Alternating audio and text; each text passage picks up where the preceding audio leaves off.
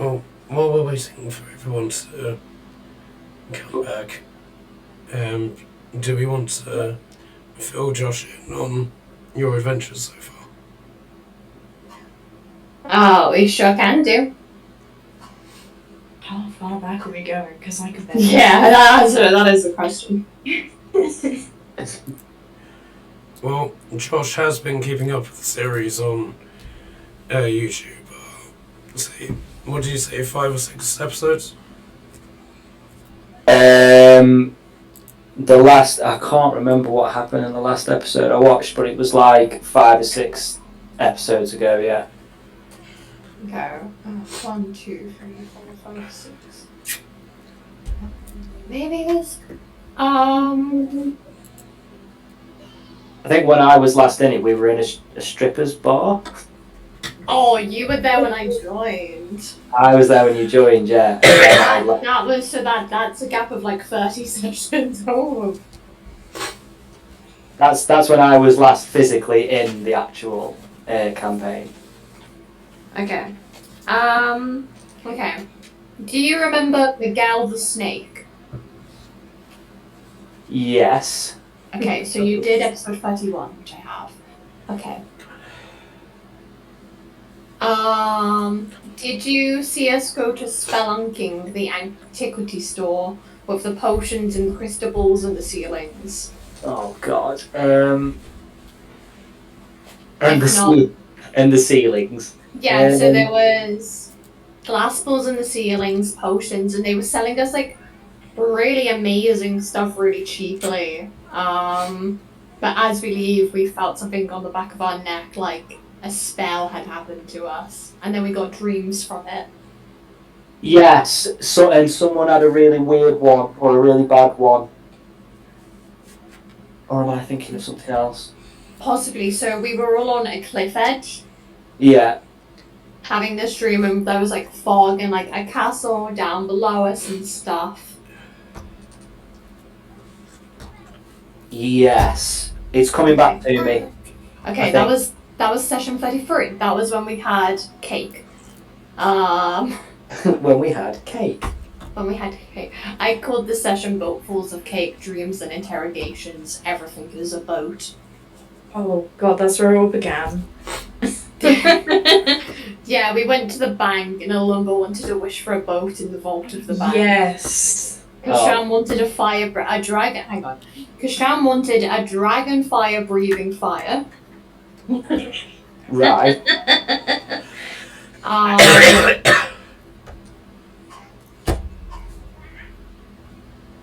We talked about our dreams and how there are no castles like this. And then we went back to Spelunking and interrogated the spell shop owner called Baron Coronella.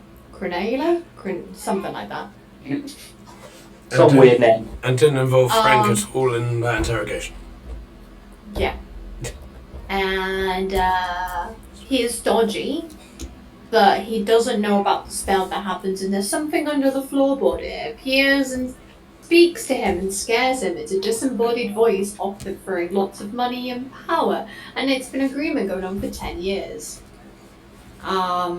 And he has had the same dreams as us of, this, he is, in which the smokers tried to turn into a monster that tries to take over the world. He is run off the cliff. Don't try to seduce the mist. And he talked to it yesterday. It's not a demon. Well, I'm just going to tell. Well, I mean, Charlotte, you'll know what. Well, if you remember, you'll know what Docker is like. He's not the most seductive of people, is he? Let's be honest. No, that's fair. To be honest, yeah. He very much is not a seductive person. No, not in this likeness. He's very much a stab people, ask questions later. Exactly, we like those type of people. Well, sometimes. But Doc is very chaotic. We also then fought some griffins. In which one of them, so Trin, who is Onyx, Trin's my friend, who has joined, Onyx gets the death blow on a griffin that falls out of the sky. Still haven't forgiven you for that. I'm sorry. That lands on me, a lumbering Kashan, and Kashan falls unconscious and almost dies. And Tordon wishes for the griffin to shrink so we can get out, and the griffin does shrink. Which is great, right? Right. Until we wake up the next day and we can't find Tordon. And Tordon is tiny. Tordon is teeny tiny. And then we get my spirit guardian Michael to get them to grow. Mm. And we go and get our reward for the griffins, and we go to a clerical rehab or rehead service.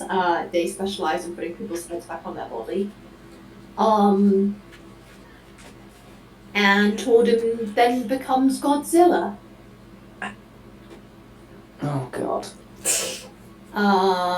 Which is fine. I can already imagine the chaos that came from that. Yeah, we see some actors like Matt Damon and stuff like that. Then we had a meeting with the king. After Dawn was drunk. Oh, I missed the king. You missed the king. Docker would have stole everything. Oh god, I'm glad you didn't meet the king. And you know, it's pretty chill. We're trying to form a truce and alliance. And then someone called Yerda Darren enters, who is the mage sister to Ricola Shepherd, who you might know of A, it's Ricola Shepherd. B, beware it's Ricola Shepherd. Something like that.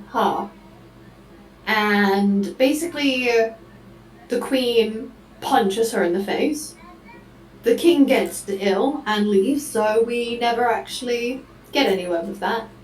Then last session,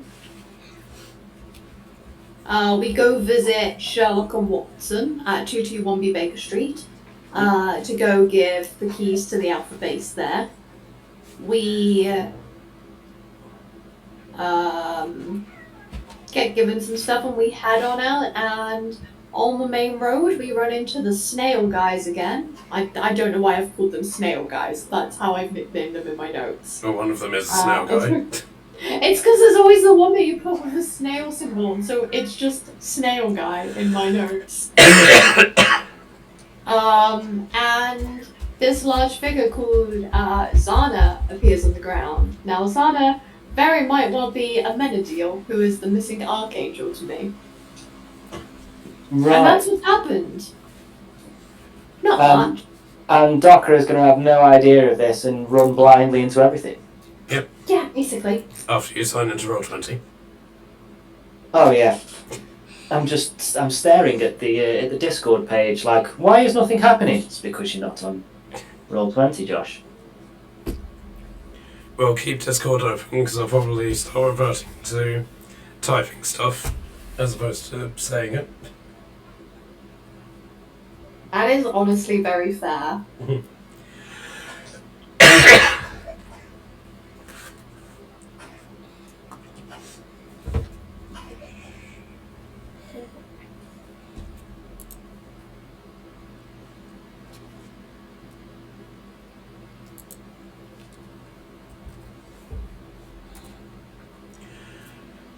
Okay, Right. so as this demonic, angelic figure just crashes into the pathway in front of you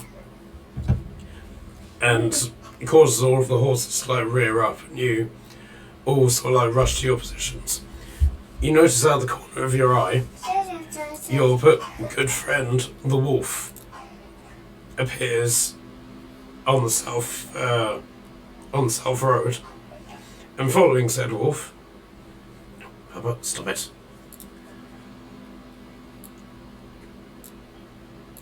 Is Docker. Hey! Hello? So, Here I am. So Docker, you have been following this wolf just somewhat nonchalantly for the last couple of miles, and the wolf you recognise the wolf as the one that brought Morella to you guys whenever you first were dealing with the Red Paladins. Yeah. So, You haven't really had any reason to like, not consider it hostile or anything like that. Yeah. However, the wolf has led you straight into this apparent ambush. So you're basically just seeing the backs of various guys, people that you recognise as the alphas, and then a really massive demonic angel person whose left arm is just entirely made out of flame. Right. Bear with me. It looks like that. Right, okay. So you're in a sort of like reactionary round before combat starts. So is there anything anybody wants to do? Let me check my spells. Oh dear. I will. Oh God.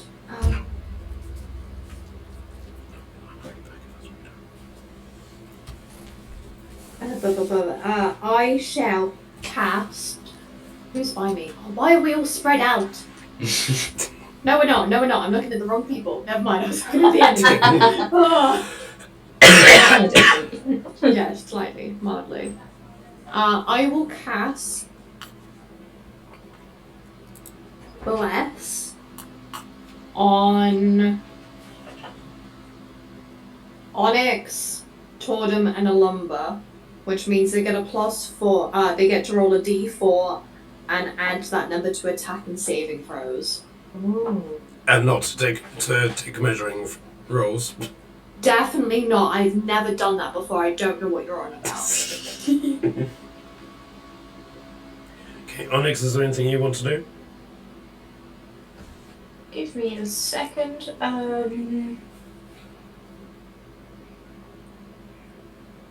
I forget that I have spells sometimes. Mhm. Maybe all the time, but hey, here we are.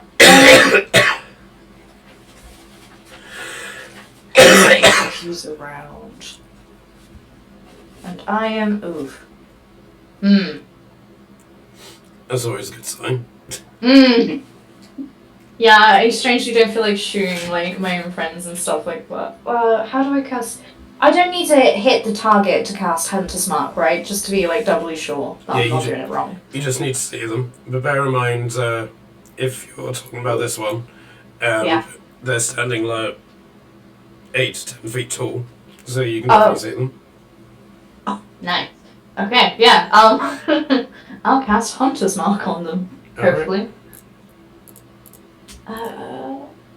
It's all one spell back. So I need to make note of what I can do now.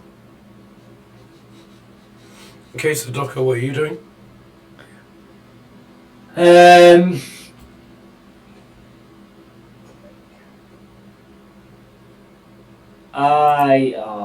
Well, I'm imagining that Docker's gonna be threatened by the 8 to 10 foot tall fucking angel stood in front of him. Really? Well, you know what Docker's like. He was intimidated by a bard, so. Oh, that's true. And you just hear the voice in your head just go, "You take me to the most strangest places, you do know that." Docker will reply saying, "Shut up," in, is it demonic? Is that Infernal, I think. It's infernal, sorry. Do you want to explain your situation to Trin? Yeah. Yeah, so I'll describe Docker and I'll explain the situation. So, Charlotte, Docker looks different to how you remember him. Oh no. Yeah. Docker he's just under 6 foot tall. He has I believe it's white, pale skin. And yeah, so he looks like this is what he currently looks like. What Matt has put in the chat. He has a mask on his face. He's hooded almost all the time, and he's almost wearing do you know what doctors used to wear in the olden times? That was like a big cape that would basically wrap around them. Yeah. Yeah. So he's kind of wearing something like that. So he will just literally look like a caped figure coming towards you. Oh. I mean, I don't know how much of his face you can see, but if you can see his face, he's very much scarred and looks slightly different to how you might remember him. The situation is, so Docker doesn't remember anything from his previous life. He woke up one day in an alley, in minimal clothing, in the pouring rain, and he can't remember anything of his past. The one thing he does have is he has a voice in his head which speaks to him on occasion. So that's what Matt's just been saying to me. And the voice gave Docker his name. Docker stands for Dark One or Darkest One, I believe. In I can't remember what language it is. It's a modern language, but it basically stands for Darkest One. Mm-hmm. And Docker has no idea where this voice comes from. The one thing he does know is that it's a demon, but he doesn't know if it's in his head or if it's a demon that's embodied him or anything like that. He basically just knows this voice. And then from there, he was in Assassin's Creed. He was in an Assassin's Creed and all that kind of stuff. But things have changed since then, which Docker will eventually explain himself once people are not about to die. Ah, yeah, of course. Oh, one has died yet. Thank you. I have stopped that from happening. You have come close. Yes. But yeah, so he looks battle worn is probably the way I would word it. I've put your old picture into the chat. Yes, so the figure that Matt has just put in is what Docker originally looked like. Very young, very not young. It's not like massively far into the future now, but he looks a lot younger there than what he does now because of his experiences whilst he's been away, which again he will obviously go into as and when people are no longer dying. So yeah, he's just so far you just currently see a cloaked figure who's speaking to himself in Infernal. With a wolf. Oh. With a wolf who do that. That's great, of course. What you see on a normal Monday night. Yeah, exactly. So yeah. Docker will do I see the other guys and would Docker recognise them?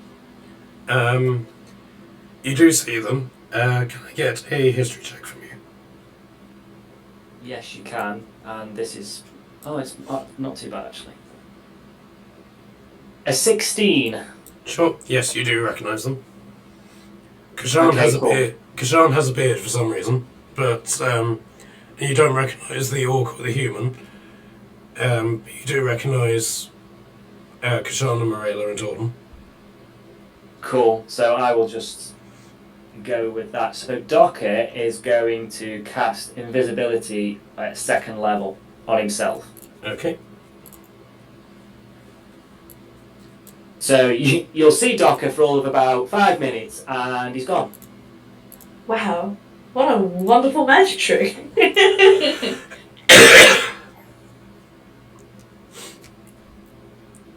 But you do notice that there is a white-clad monk standing next to him as well. Oh, I don't know the monk. Oh, Frank. Oh, no. Yes, everyone's Welcome favorite. back, Josh. Me and Frank do not get on. Does anyone get along with Frank? No offense. Hey, initial first meeting wasn't accidentally shaking something you shouldn't have shaken. That was my first meeting with Frank. Oh. Well, at least not the only ones. This was just after I had decided to cut the strings of a bard's what's it called? What's the name of a bard's lute because he was annoying me. And that part turned out to be a rough contact. Sounds wonderful. Great. I'm so excited for this. Docker, you need to find a contact. He might be aboard.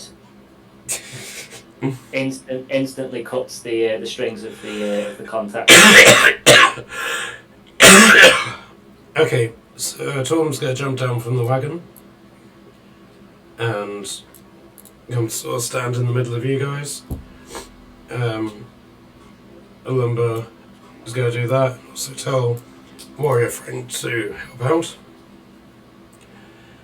Okay, so before we do initiative, because there's so much on the board to deal with, each of you get to choose an ally to control if you want.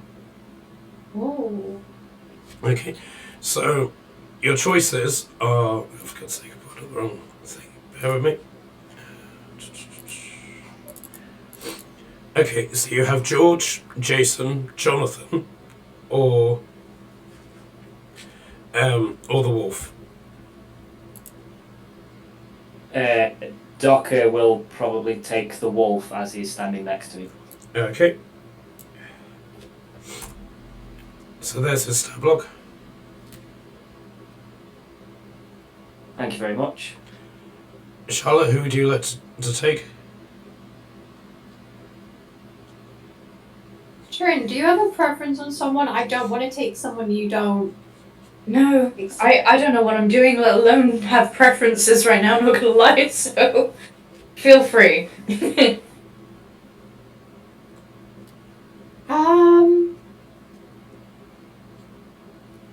I have Padwin?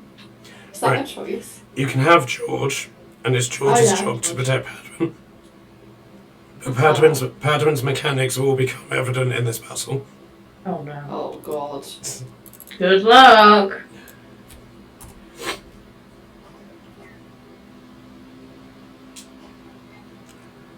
So who would you like, Trin?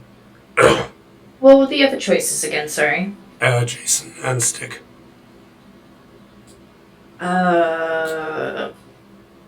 I'll go Jason, I guess. Give him a chance, you know? Thank you.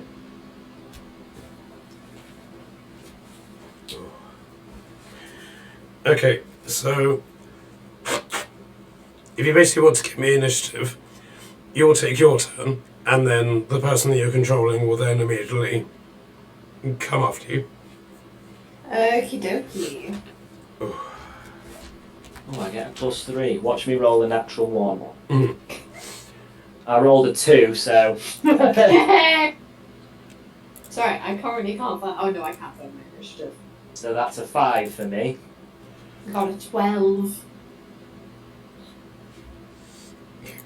It literally, I thought it was going to land on 18 and then just rolled over to 2. Okay, so Docker got 2. That is so sad. Charlotte, what did you get? I got a lovely, wonderful 12 over here. Trin? 10? Oh my god, please Doing don't great. say I'm first. Perhaps. Oh no! Why would you do this to me? So Fate says, not us. Tordum got 12 as well.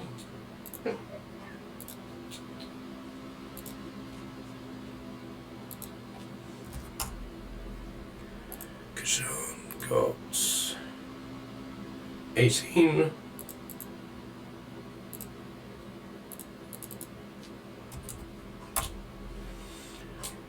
Elimba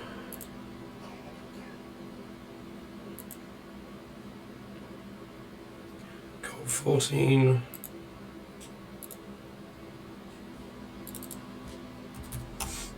Okay, and now the bad guys.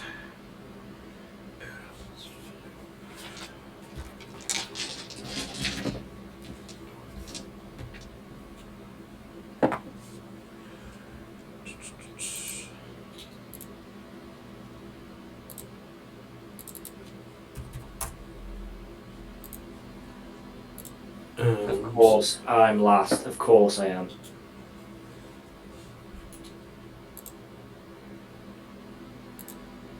It's fine, it's fine. It's giving you time to prep so you can be really awesome. Mm. I'm currently invisible, so you don't even know I'm there anymore.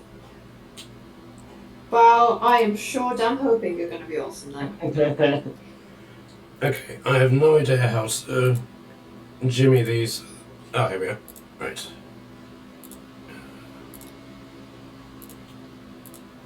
There we go. Okay.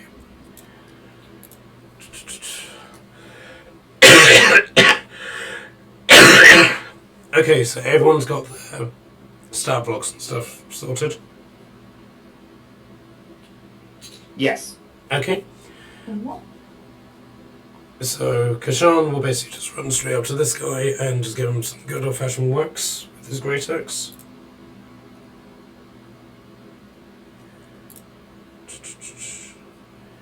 Okay, so that's 15 damage, and then another one.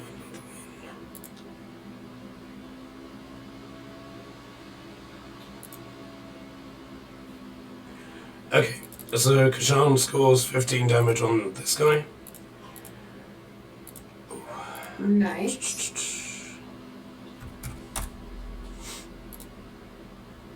Okay, so now it's the Angel's turn, Zhana's turn. So she's going to immediately take flight, fly over the horses, Oh no. and is going to make 2 slashing attacks with her greatsword against Maria. Oh no. Deep breaths, you've got this. This is not good. This is not good at all. Does a 20 hit you? I think so. Yes. Okay. Well, only one of its attacks hit you. Yay! I'm just hittable.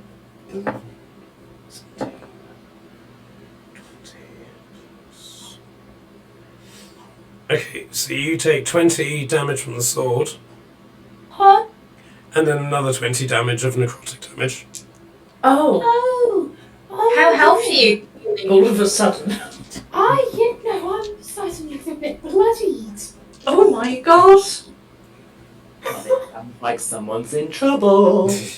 You just keep healing yourself, like, just run if you can, or something, I don't know. This is fine. I'm sure it is. If it was to go on a scale of like 1 to 84, I'm feeling 44 right now. So you're not quite half damage. Not quite, but you know, almost. She's getting there. Okay, so it's Olymba's turn, and having seen that you've been damaged by this, it's going to go into a rage. Is then going to rush up and attack the creature, so the angel, with his, first off with his hammer. Wherever it is, here we are. And he got a natural 20 on that. Hey, good. Woohoo! We don't want to kill her though. Wait, oh god. Okay. Are you sure about that? Okay, so Are you sure about that? Oh god. Oh no. Okay, so the first attack did 22 damage. He's then going to apply his Divine Fury on that, which would have done 5 damage, but she basically just absorbs it straight into her hand, her flaming hand, and it doesn't apparently do anything. Joy. Okay. Do any of you want to give me an Arcana check to see if you can work out why? I would love to if I have Arcana. Can I see this? Yes. So yeah, I'll do an Arcana check as well. That's my spells, not skills. I can't read. Well, I got a +8, so this is fantastic. Roll on that one. That's a 19 +8. Okay. I got a 19. So what's mine's 27. show off.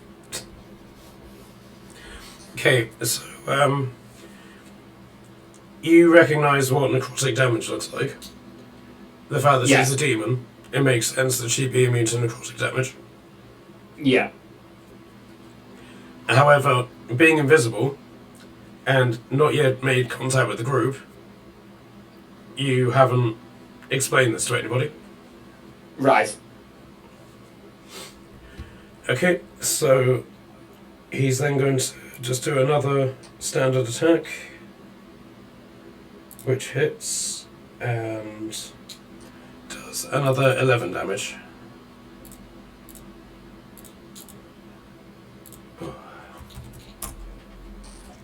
Oh, plus how much for raging? Plus 2.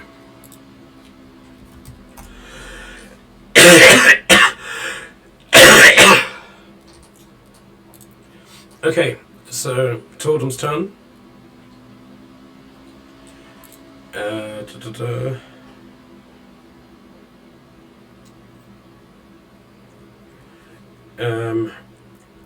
Totem will use her Alpha Mark to cast her Acid Arrow attack, which she does at disadvantage. Okay, which misses, and then where is it?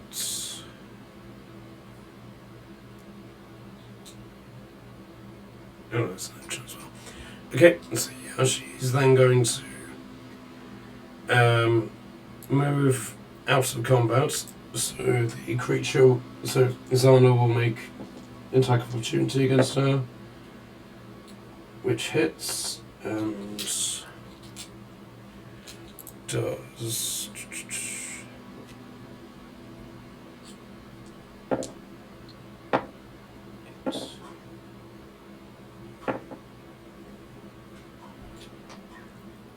okay, so Tom's not looking particularly happy either. Oh god. Okay, Marilla, it's your turn now. Okay, bloody hell.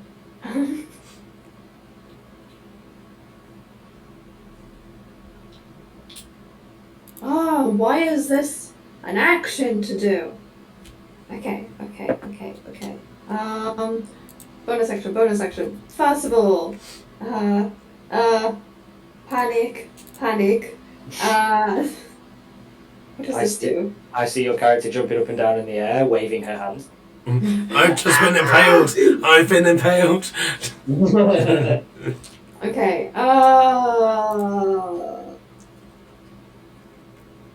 is it? No, I don't know. Okay. Why does getting out my spirit guardian feel wrong, like a spiritual weapon right now? Well, given No, that... I'm gonna, okay. So, I am gonna cast spiritual weapon at 3rd level as my bonus action. You just hear Michael's voice in your head, and it was like, yeah, fighting another angel probably would make sense to have an angel by your side. Okay. I'm not telling you to change your mind. I'm just saying that's what Michael says. Okay. No. Because it's like in my head, I was like, if I do Spirit Guardians against one another, that just seems cool. Okay, cool. Casting Spirit Guardians. Okay. Whoever would like to join me. I'm guessing they're gonna be invisible to again, right? Yes. Me. Everyone but me. Cool. So that's a cool thing. Okay. I shall cast. Okay. Okay. And then. So Michael descends down and lands. Zhana and Scott appear to be able to see him, and Padwin goes, "Ooh, it's a fairy person." Hadwin, Zhana, and Scott can see. Cool. And then... Right, and Docker, you don't know why, but the spirit inside you seems to recoil slightly. Ooh.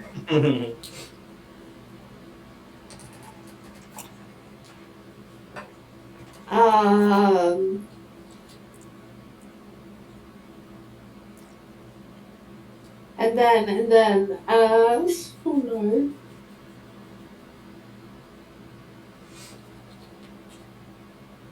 So, I have a bonus action in which I can heal myself, I don't think. I don't know if I've got any spells I can do. Do you not have a potion or something? Or is that a full action to do?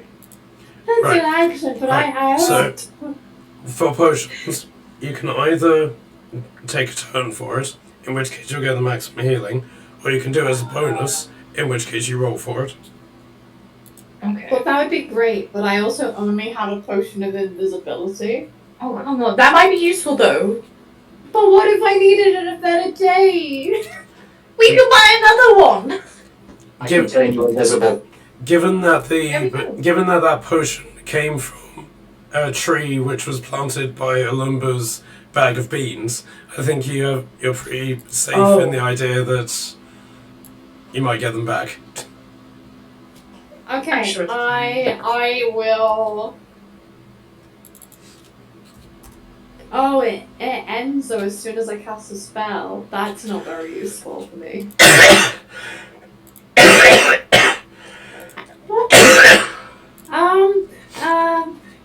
Why do I suck?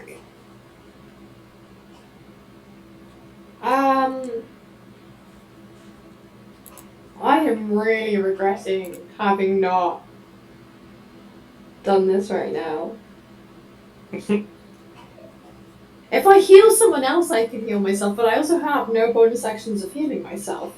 I'm guessing if I step away, I'm probably gonna get an attack of opportunity, right? No, she's already used her own totem. Right. If I just like back up like Yeah, some you can walks do that. away. Yeah, you can do that. Cool. I'm gonna backstep a little bit. Do I have to climb over the wall or is it a wall? It's just like a series of rocks that just outline the boundaries of the road. Cool. I'm gonna go back that far. Okay, so you're standing next to the impaled skeleton. Yeah, that seems much better than this.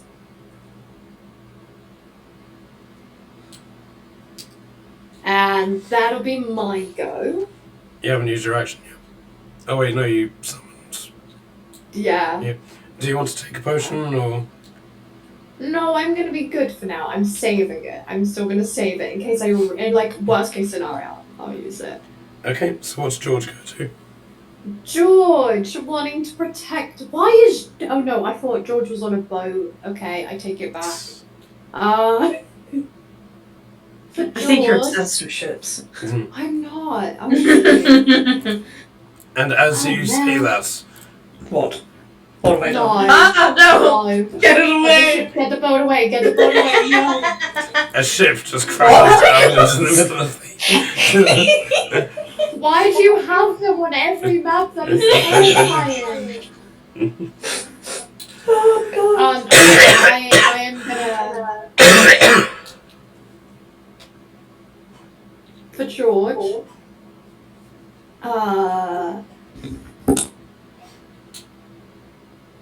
George will step off the cart Mhm. and sort of come round to Hadwin's side. Probably tell Hadwin to, like, get back a little bit. Okay. What? He jumps onto the guard. Okay, that's something.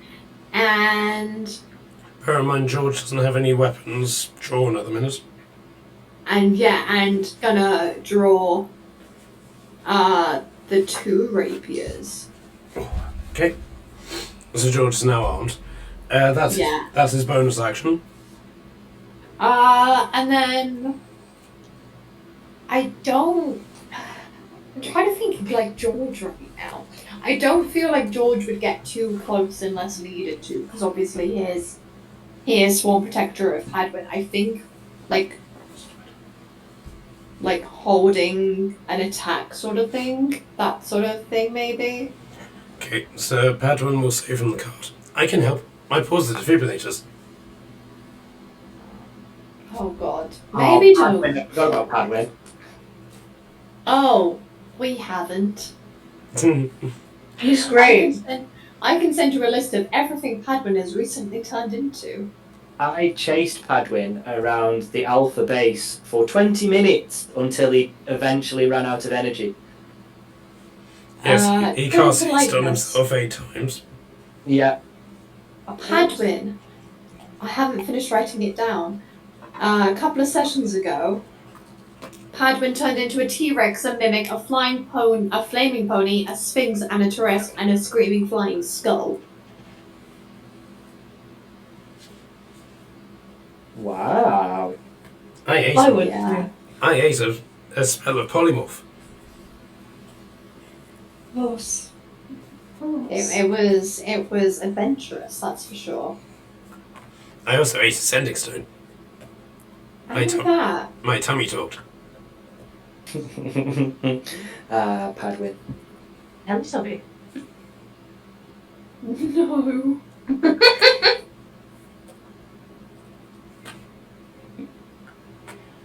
Okay, so is that the end of George's turn? Yeah, sort of just holding a protective stance ready. Okay, right. I accidentally took Torm's turn ahead of time, so now it's Onyx's turn. Oh. Well, I'm gonna try and do the one thing I can kind of do, and that's shoot the angel, hopefully. Evil angel, specifically. How do I do this? I shouldn't have put the notes on a separate tab entirely. That won't help. Okay. Plus 8. Plus an extra. D4. Oh gosh, I don't have the D4. Bear with me. Gotta try and find it. I was about to ask, do you want me to run up and give you a D4? No, I've got the dice all here. It's just I didn't get it out of the box. Well, I can run up if you need to. It's okay. I've got a pyramid. We're fine. We've got the pyramid. You've also got the virtual dice from D&D Beyond. Oh yeah, I always forget about that. Oh, by the way, Josh, me and Trin live together. Hey. But they live on sense why I'd opposite. run up. Well, they live on opposite altitudes of the building. Yeah. Right, okay. I'm on the bottom floor, Trin's on the top floor. There is like a whole floor in between us. Right, okay. Okay. Sorry for the slight delay. No worries. How dare you? I know. Now it's double short. Okay. I'm going to roll to hit, hopefully, with the bow. Are you using ammo in your bow, or are you just using the magic off the bow? I'm using some ammo. Yes, I thought I equipped some arrows. Yeah, I've got standard arrows I'm gonna use for now. See if they do anything. Okay. That's right, that's another thing I need to keep in. Let's see if it's a hit. Ooh.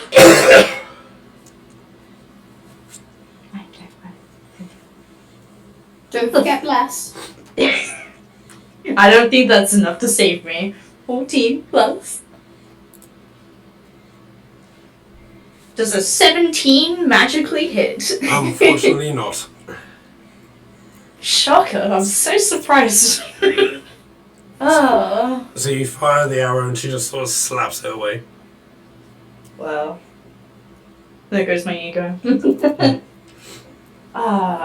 Okay, you get one more shot. Yeah. Please be better than 6. Nope, it was another 6. Do I bother?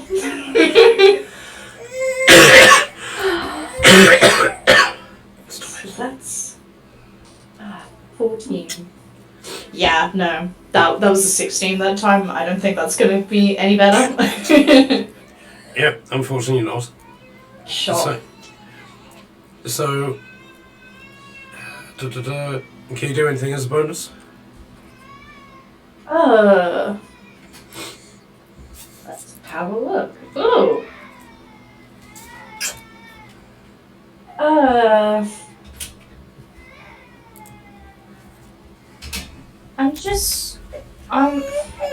You've got the spell ensnaring strike, which That's what I was action. gonna have a look at, but I thought she was in the air, so I was questioning on whether it actually worked, considering she's in the air. No, she's on ground level. Oh, okay, my bad. I heard that they were flying over and stuff. Yeah, I'll prepare ensnaring. Let's do. What level would you like to do? That's a really good question. I'll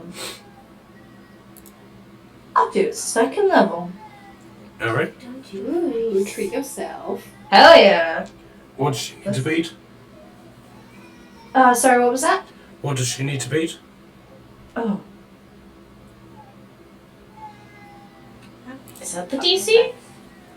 Because if that's the case, that's not good. Because strength 13? This is not going to go well. No. She failed that. Oh. No way. No.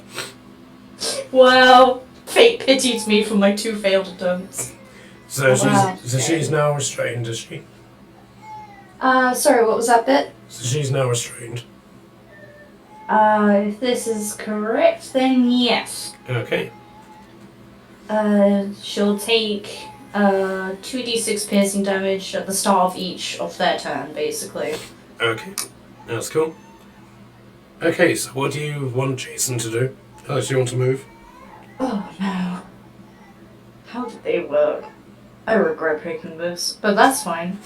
Glaive. You've got this.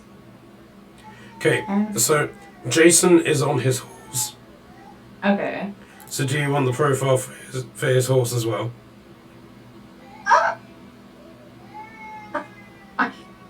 Maybe?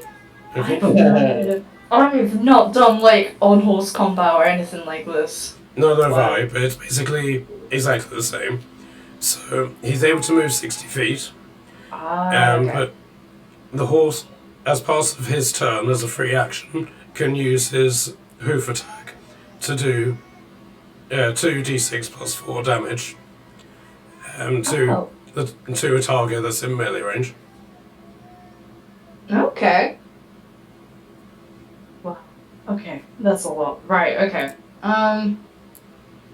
How many weapons do they have?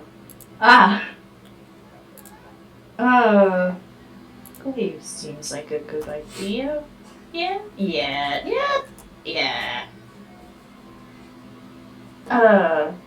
Roll 20. Yeah? Okay. And where is Jason?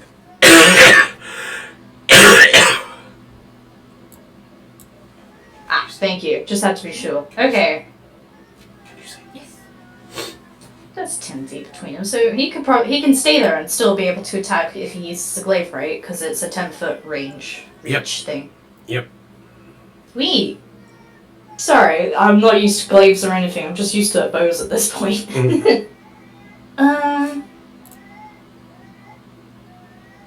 Okay, so Jason has a special ability. Okay. So that basically there's a long ass list of different attacks. You can basically use one of his d10s to do one of those attacks. Or you can use a d10 to boost your attack roll. Ooh, that's cool. So if you miss this attack, you can use one of those d10s to boost that as if you had a d10 less. Wow, okay. I might do that most of the time. Which one's a d10? It's the one that looks like a spinning top. Oh, yeah, got it. So you basically have 5 of those. 5, oh no. And he also has his spells as well. Oh no. Oh, there's so much regret. This is fine. This is fine.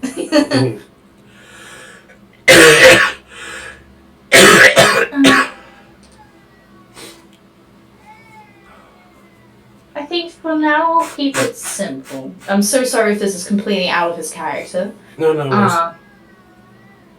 I'm just gonna make him swing with his glaive from where he is currently, so he doesn't have to get too close. At Zhana. Yes. Okay. What's the normal plus? So that's plus 10 to hit. That will be a 28. Alright, roll damage. Yeah. Okay. Oh god. Is that a +6? Yep. That will be 10. 10 damage, yeah. Nice. Okay. Getting there. Definitely Okay, +6. is the second attack? I'll just do that again since it went okay first time. Okay. Oh no. Oh, actually, Hmm. you should have advantage because she's restrained. Oh, okay. Just double check that. Yep, so if you just want to roll another attack, just make sure you didn't crit. Yeah, I didn't. Okay. So now the second attack.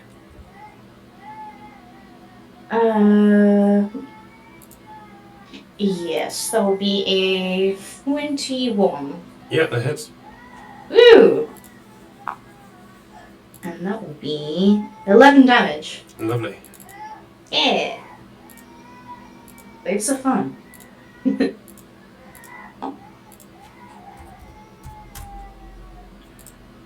Okay, right, so... right, so it's the thug's turn. So, 1, 2, 3, 4...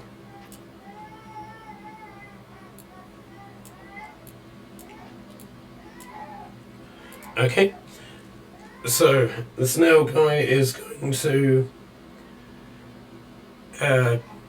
attack Morella.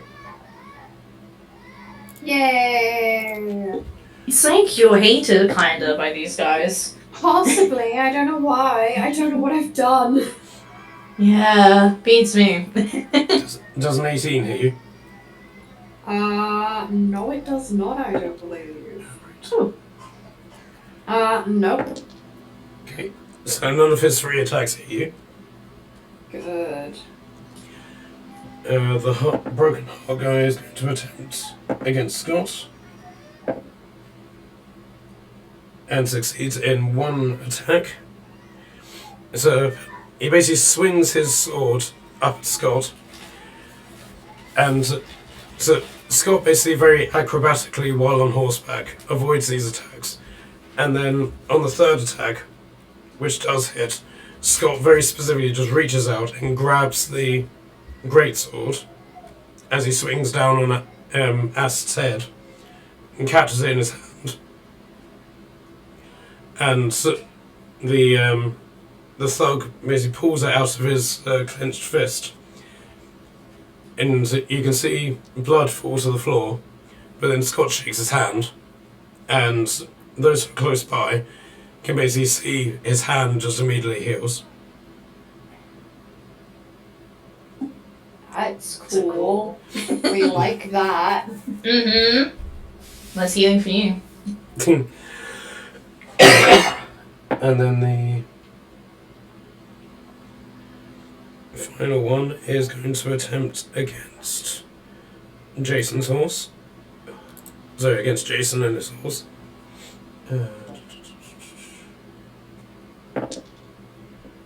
That's a miss, another miss, and another miss. Okay.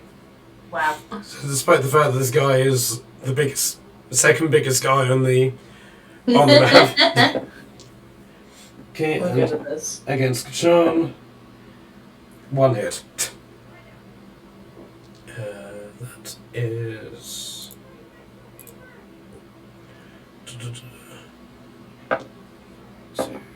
3, 6, 7 damage to Kashan.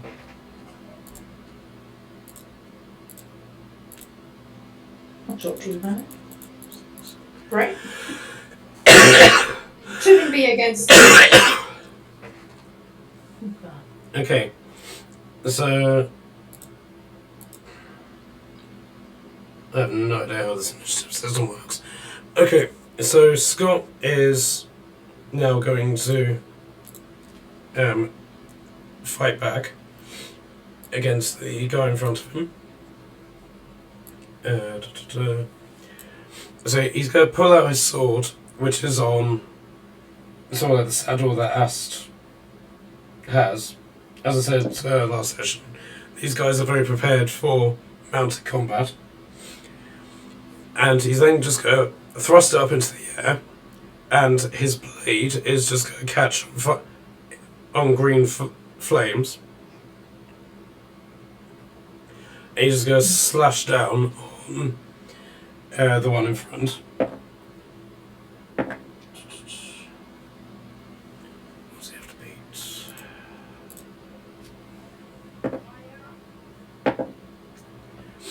Okay. So he manages a full proper strike. That is.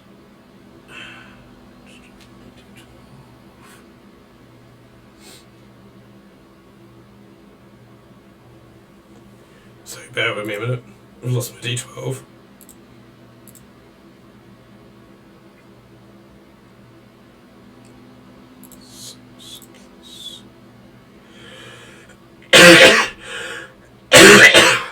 Okay, so that's 6 damage to...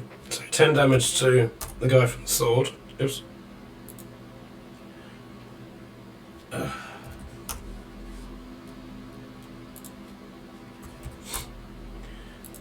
Yes, that's 10 damage from the sword, and then from the flames on his sword, that is then going to do... No, this thing loads. 3d8. I've lost all of my dice at the minute.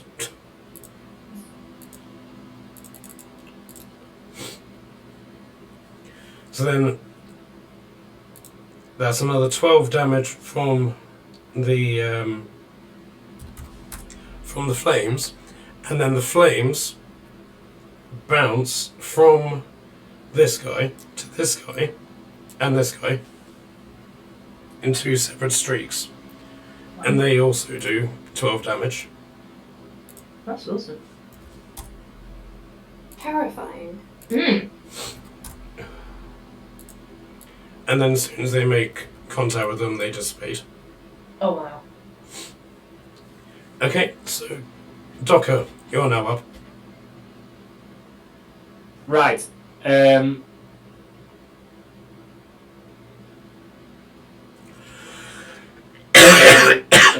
I'm going to use action dash, which means that I can now move 60 feet. Yep. And you're doing that as your bonus action. Yeah, that's my bonus action, yeah. Yep. Which means, so 1, 2, 3, 4, 5, 6. So he's going to end up... Oh, I can't move my character. Oh, sorry, give me a sec. It's alright.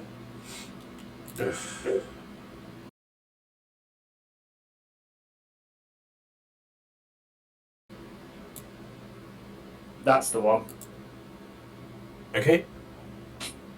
So that used 5, 10, 15, 20, 25, 30, 35, 40, 45. Oh, that used 30 feet. I didn't even need to dash, but oh well, here we are. No, you can undash if you want.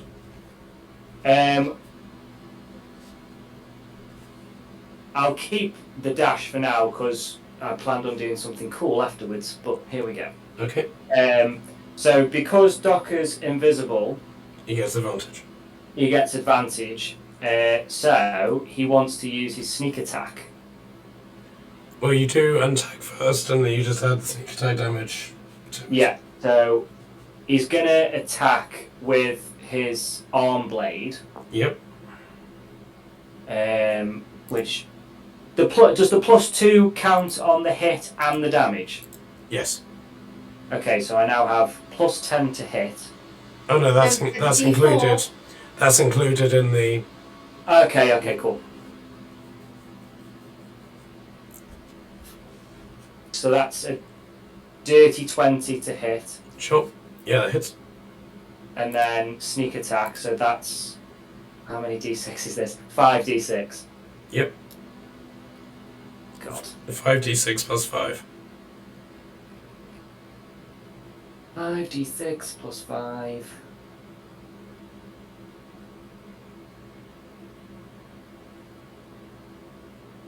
I have to get all my d6 out now. I didn't prepare for this. Mm-hmm.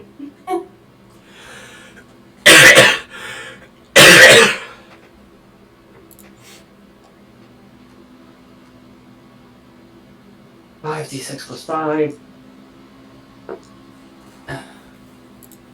So that is 6, 11,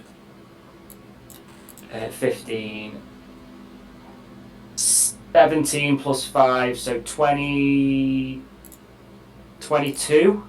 Sure. I take it that doesn't kill him. Nope, he is bloodied. And Frank appears behind you and goes, "Oh yes, darling, whip out those d6s." Oh, fucking hell.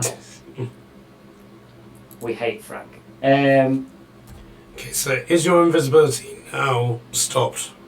Now that you made the attack? My invisibility is now gone now that I've attacked. Okay.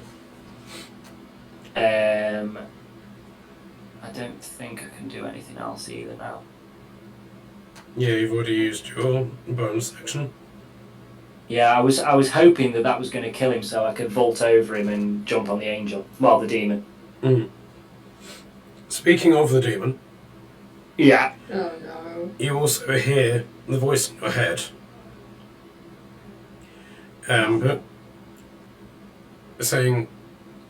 Sorry, one sec. Bless you. The voice in your head also says, "Keep her away. She's not the threat."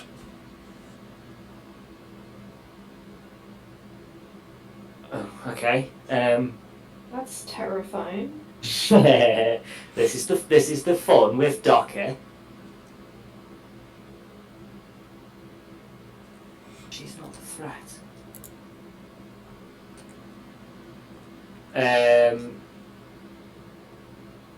Would Docker have time to react to that? If it's basically just like a what, then yes. But the response will be on your next turn. Right, okay. If you wanted to have an in-depth conversation with it, with the voice in your head, then the answer would be no. But if you just want to basically just say like a single word or a short reaction, then yes. Well, yeah, so all Docker would say is, what do you mean? That's all he'd want to say. Okay, sure.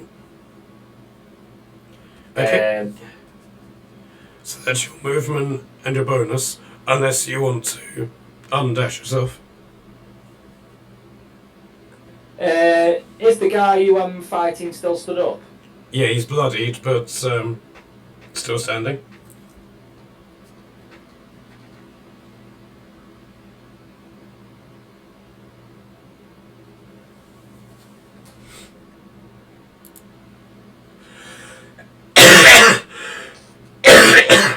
Bear in mind, I did say you could do True Strike as a bonus action.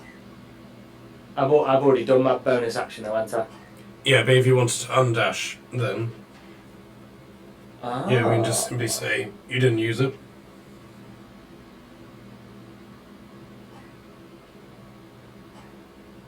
Okay.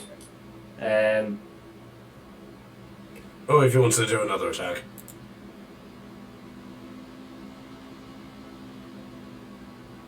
Oh, actually, I have 2-weapon fighting, don't I? I completely forgot about that. Yeah, everybody does. But you have very specific stuff that you can use as your offhand attack. So, with your crossbow expert, you can use a crossbow attack, or you could, which you would attack as normal, or you can use like a dagger attack, which you basically do without any modifiers. Okay, so I'll undash myself then. Okay.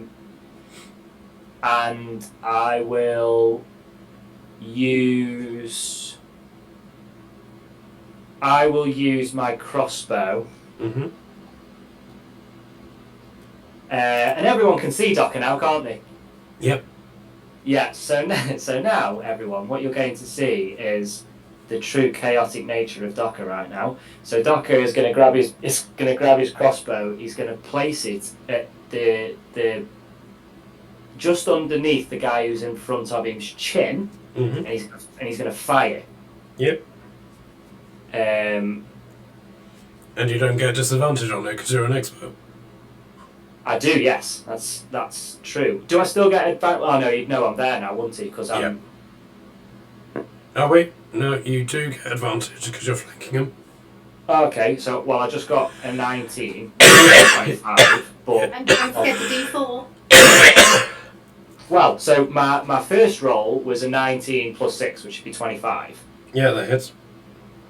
I would use the D4, but I've been quite lucky there. And then that's 1d6 plus 3. That's a 5 plus 3. That's 8. 8 damage. 8 damage, lovely.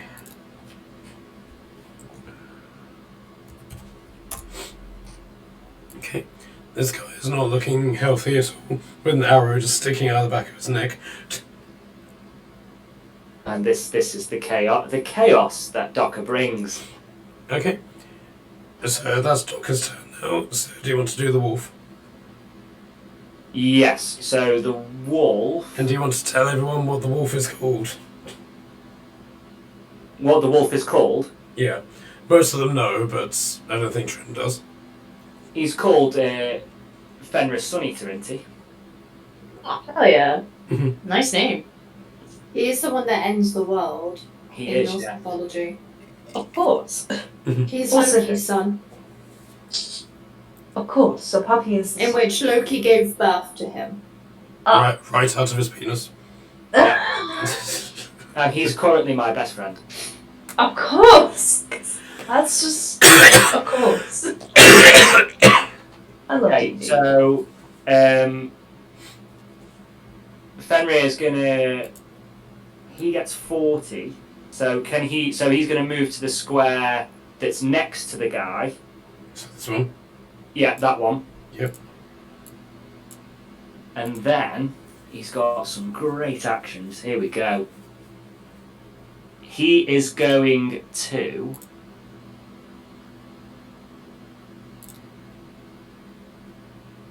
Did I read something? Yes, he can. He's going to bite the guy. So plus 14 to hit. 4d6 plus 7 piercing damage. Plus 7d6 plus 2d6 necrotic damage. How much was the roll to hit? So the roll to hit, he gets a plus 14 to hit. Yep. Oh Jesus. Well, I got an 8, so that's still 22. Yep, that hits. And then the damage is 4d6.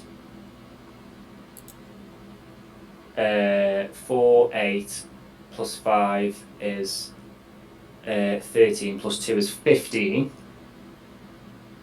Plus 7, so 15 plus 7, which is... 22. Oh my god, my maths. 22, I believe. 22, yeah. Okay. So he's brought down to like his knees, Yeah. but he's not quite dead. And then he receives 2d6 necrotic damage. So that's 6. Okay. Incredibly, he is still alive. Wow, you see, But- Fenrir's not finished. but practically dead. Fenrir is now going to attempt to swallow him. I'm sorry, what? So it says here, if Fenrir successfully damages a creature, he can attempt to swallow him. Fenrir can swallow anything large or smaller in this way, despite his own size. The creature must make a grapple check against Fenrir. If failed, the creature is instantly killed. Fenrir regains 20 hit points from this. Wow. That's a dangerous puppy, I'll give it that. Okay. Like, so cute. Of course. Okay, you need to beat an 8. This with a D20, yeah? Yep. Do you know what's really funny? I got an 8. Right. Fenrir has a stronger strength modifier, so he wins. Cool. So, without actually changing his size, in terms of getting bigger in his body, his mouth just opens up in this massive maw and just swallows the guy whole. Yeah, he does. And he just disappears into Fenris's gullet. And as if nothing had happened, in terms of mass moving through his body or anything like that, Fenrir just lets out this burp, sits down, scratches his ear, and then looks up at the sun really longingly, and then just sticks his tongue out. Aww. Docker is going to turn around and say, "Good boy."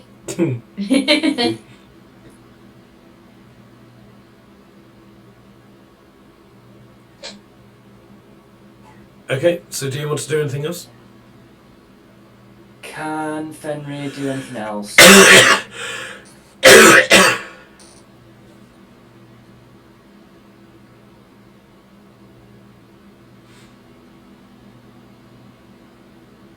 Can any of his actions be bonus actions?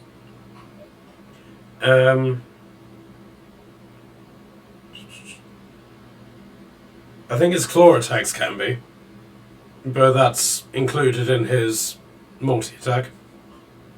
Yeah, because I'm just seeing if I can use his frightful presence as a bonus action, but I don't think I can. Right, so you can basically do the frightful presence and then 4 attacks. Right, okay. So you've done a bite attack, a swallow attack, Yeah. so now you can do a frightful presence and 2 claw attacks. How much did he had like how much movement did he have left? 10 feet. Yeah. Oh, cool. So Fenrir is now, after looking up at the sun and sticking his tongue out, and Docker calling him a good boy, he's going to nonchalantly walk over to the guy to the left. The other left. Yep.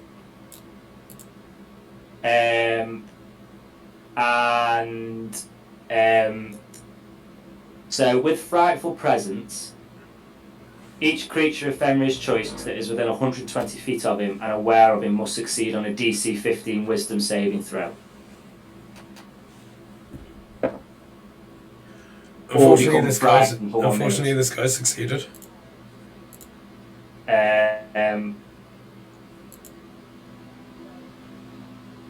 Okay, The so creature, yeah, okay. okay, so this guy succeeded, the red one. The blue one failed, and the snail guy also failed. And Zhana, I believe, is immune to being frightened. Bear with me. Yep, so Zhana is immune. Cool.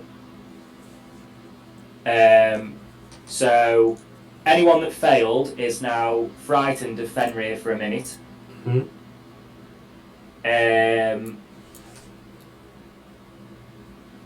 Each creature can repeat the saving throw at the end of each of its turns, ending the effect on itself on success. And then he's now going to. Does he now have 2 claw? Claw attacks, yeah. 2 claw attacks. So he's going to do. Yeah, he's going to do 2 claw attacks on this guy. So the first one. I'm rolling so low, but these modifiers are helping me so much. A 22. Yep, that hits. And then the second one is. That is a 26. Okay, yeah, both of those hit. The first one. Give me one moment. I've accidentally opened my video editing software. It's alright. And it lags my computer really. Yes, cancel. Right. Okay, I'm back. So, yeah, do damage. So the first one is 10, 13, 16, plus 7, is 23 damage, slashing damage. That's 44. Yeah, that's 4d4 plus 7. Okay, yep. And then that first one also does 9 necrotic damage. Okay, so give me the total. Oh god. 23 plus 9, 32.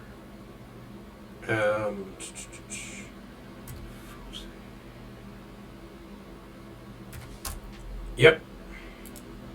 And then the second one is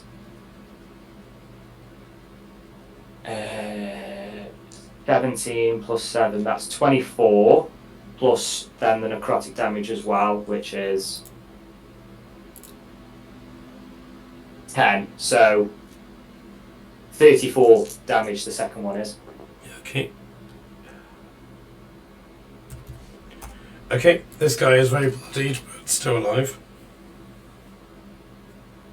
And then I believe that's Fenrir done. Alright. So, Scott, oh wait, no. I cannot work out how this stuff works.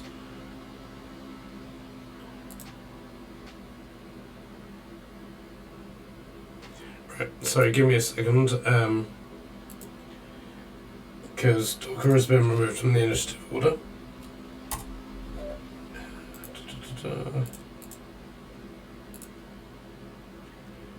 Okay, so Warrior Frank, having now been given an order to do something, is going to go help Marilla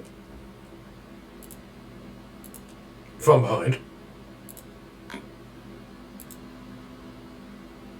Thanks, Warrior Frank. Do you guys want to do you want to explain the origins of Warrior Frank while I organise this attack?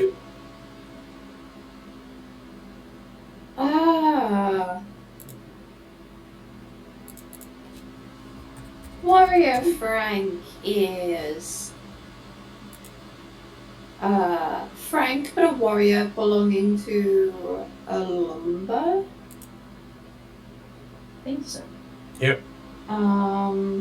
Is he still a slut? Well, the relations of him and a lumber, are kept kind of private. We don't like to theorize here, but yes. We don't like to die. But only for a lumber, probably. And it's basically completely like a slave in a way, in the fact that he does nothing unless told. Right, okay. Okay, so Warrior Frank's going to make 2 attacks with the scimitar. 2 of those hit. So that is 24 damage with the scimitar. 5. And then with an almighty clap of thunder, another 4 damage. Okay, so now it's Kashan's turn, and I'm assuming David's not going to be joining us. He's not said anything, so Yeah. I'll assume no. So, a miss and a crit. And he does 28 damage with his axe against this guy. Ugh, maths time.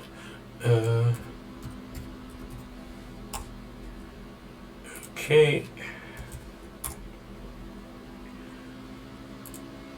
Okay, and that's his turn's done. A lumber is going to carry on attacking Zhana.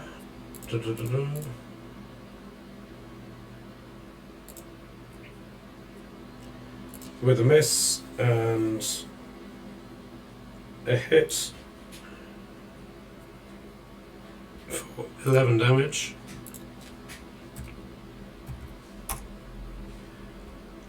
And is then going to try and headbutt her.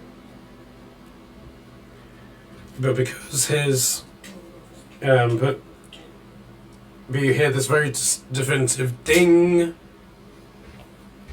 as the spike impacts against him, and he is knocked backwards slightly. Not enough to move him on the square, but he's been knocked back by the force of this blow.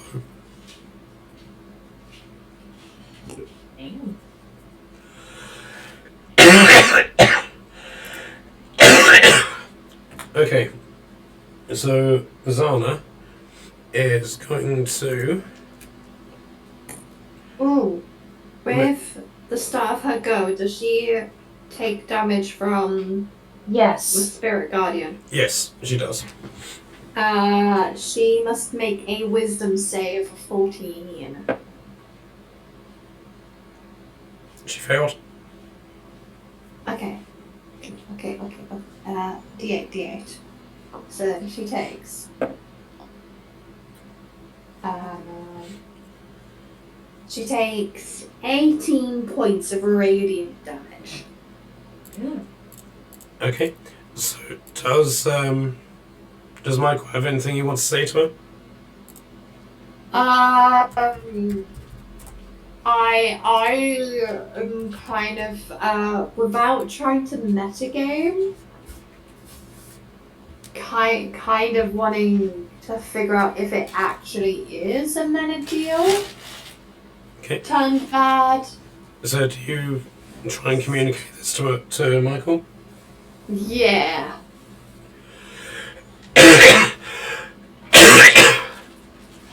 Alright, so he basically shouts to you, yes, it is a men deal, but she's been corrupted. We can save her. Just don't let the wolf eat her. And Scott basically just turns around and goes, hey. It's not him you gotta worry about. And then he goes, no, seriously. The wolf gains power from everything that it eats. If it eats her, it will be able to blot out the sun. Oh yeah. Maybe not. Maybe not. Can I do that if I eat her? Right. Can you see? Just about. If I don't murder these people first. Okay. Good to know. Okay, so she's basically taken this hit from Michael. She's then going to attack Lumba. Given that he's just continuously whacked her. That's 16 hits. Okay, so Michael sort of like deflects her first attack. Her second attack, however, hits him. So that is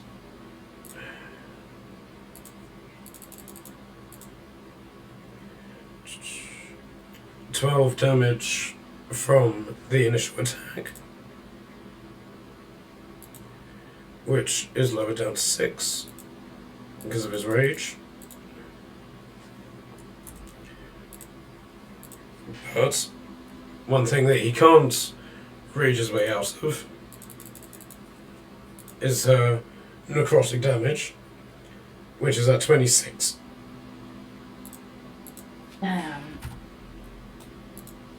So Lumba's still in the fight, still above half health, but not looking particularly happy.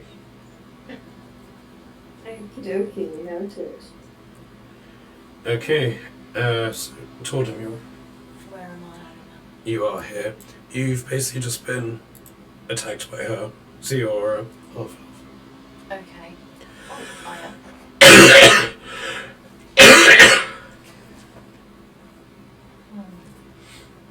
Have I cast any particularly? You tried using your alpha mark to use your magic arrow being missed. Okay. Can I summon my meteors? Yep. What level would you like to summon them at? With 9.5 health, probably.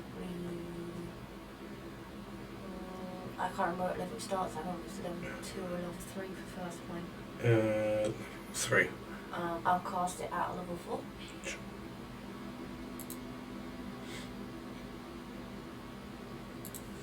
Okay, so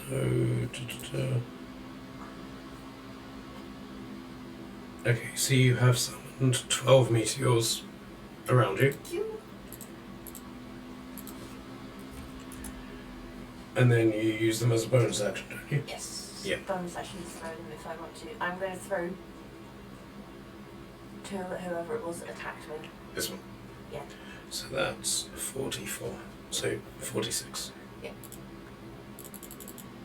I think she has to roll for something as well. Probably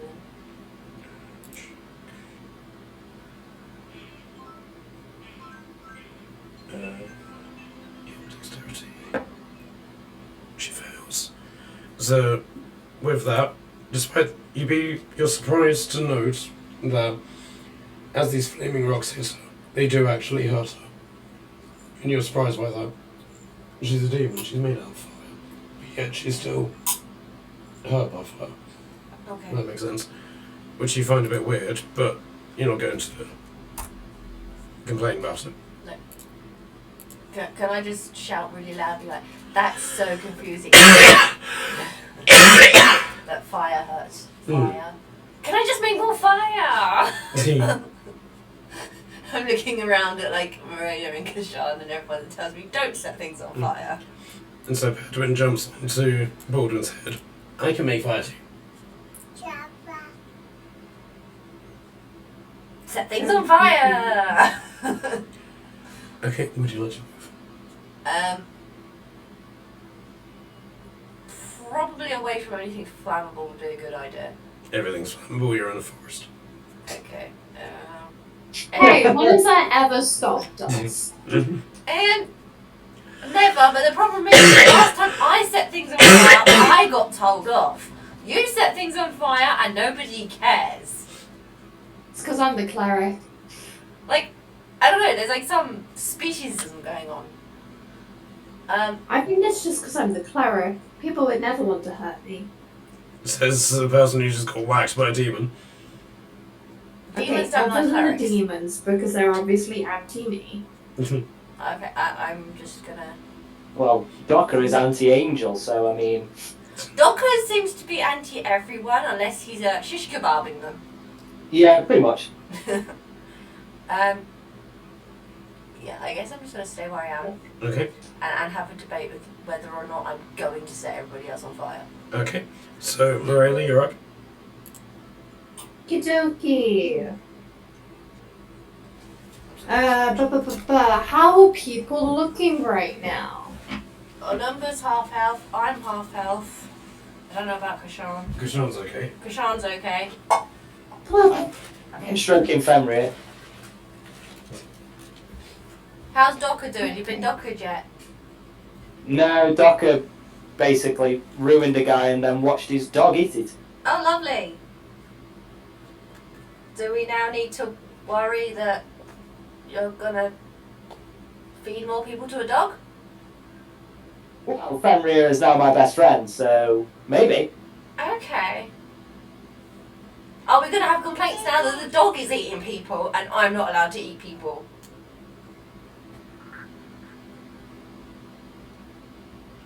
This is going well. No complaints? Okay, right. That's fine. I'm eating the demon's angel. I'm eating the demon's angel. Okay. Nobody complained when I said it, so I I'm eating think the maybe demon's that angel. particular one may be a Stop no. messing Just. So what's Morella doing? Sorry, I was looking at some spells thinking I Sorry, we got missed distracted. spell. Don't find out what I was and was not supposed to. It is very much about to do something that is very not like Docker, so please be prepared. You're gonna fail. For himself. He's going to set himself on fire. Bonus action. Which is actually so something he nice. can do. Okay, I know I should heal. Healing's the right thing to do. Please heal. I hear a butt coming. But like, I do not want to talk to you.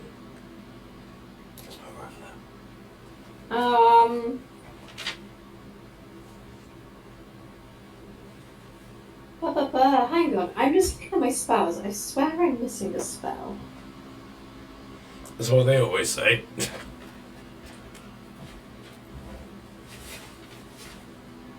No, I just really can't breathe. I did have one. I'm still an idiot. Doing great. Okay. People who need healing, everyone's within 60 feet of me, right?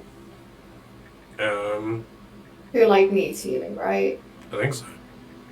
Okay, I am gonna bonus action because I definitely knew I had this. Oh no, this only affects one creature. God damn it! You're doing great. That's so annoying. I have anything that mass affects people? Everything. that's- Well, there is Mass Effect 2, but Yeah, I don't have mass healing word prepared today though. you just Why? hear Scott just go, I told you to prepare for a fight. I did everything but the healing word. Right, who's looking the worst? Probably Torden. Okay, Torden. Yo! I'm gonna be probably more excited.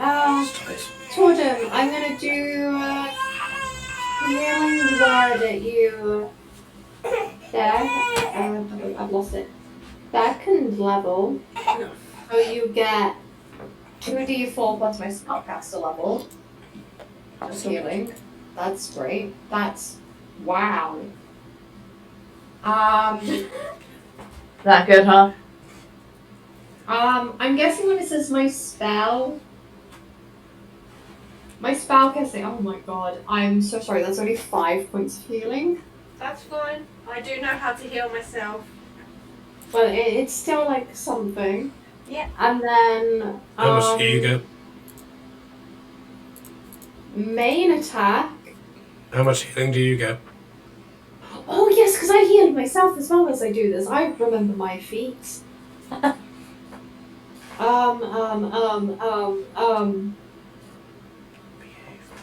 It's a really good question. She's off me.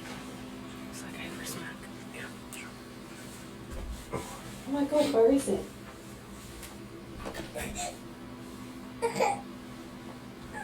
I get 2 plus the spell level, so I get 4 hit points back. I got almost as many as I just gave Torden. Be quiet. And then my main attack. I should probably fight the guy next to me. That would make sense. Means you take less damage.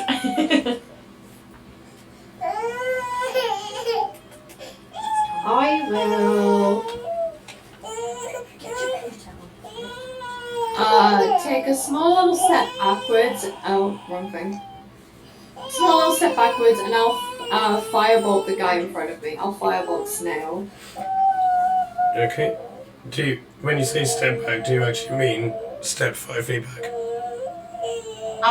That's gonna give me an attack of opportunity, isn't it? Yeah. It just feels wrong firebolting someone when they're right in front of you, you know? It's not wrong. There's nothing wrong with a good bit of burning. That was unanimous. No, I'll stay here and just sort of raise my face and firebolt them in the face. Okay. Oh no. No. I suppose if you did that thank in you. real life Never to somebody's mind. face, Silly they would idea, step back, really. wouldn't they? Naturally. Technically, yes. Technically. Technically, yes.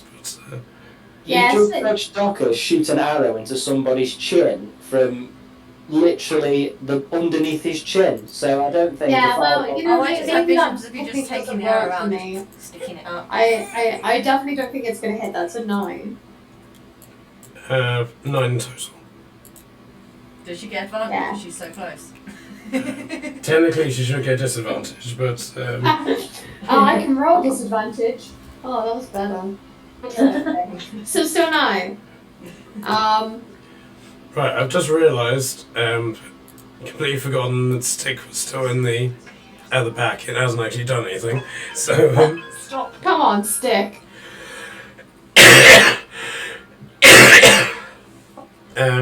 but one of the where is he?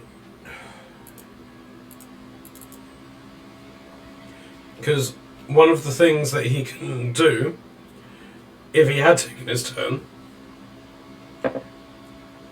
which would have hit, and he would have taken various bits of damage for. Bear with me.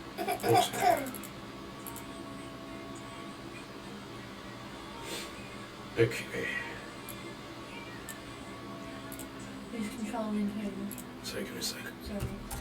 Okay, so if Stitt had taken his turn, which I've just done it that he has, he fired guiding bolt at the guy who was attacking you, which means you now get advantage on the attack. Hey, okay. Trin is controlling Jason. Yeah, I still don't think it's gonna help. Oh no. It's a 10. Wow. I rolled a 4 and a 5. I'm so proud. Thank you. So you say that again? That was just a 10 from me, so Yes, that's just it. so I think I'm quite good doing nothing this turn, thank you. Okay, right. Nasa said she wants to control Stick, so I didn't say I would. I said who's controlling who.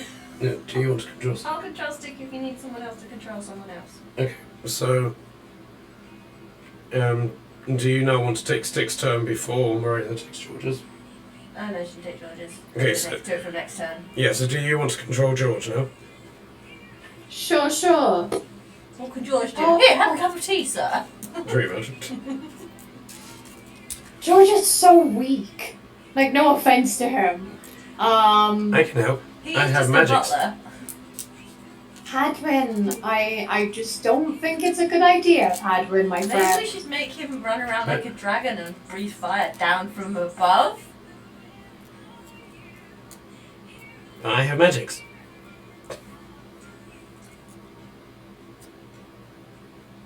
Oh god.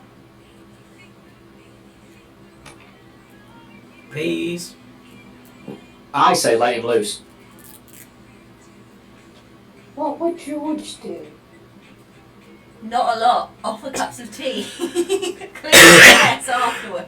Hadwin, so help me, my child, if you get yourself killed, I will never hear the end of it, but do what you must. Yay. Okay, so Padwin then jumps from Baldwin's head into George's arms. George then arranges him, grabs his back paws, cocks him like a shotgun, What? and then points him at an enemy. So who do you want to point him at?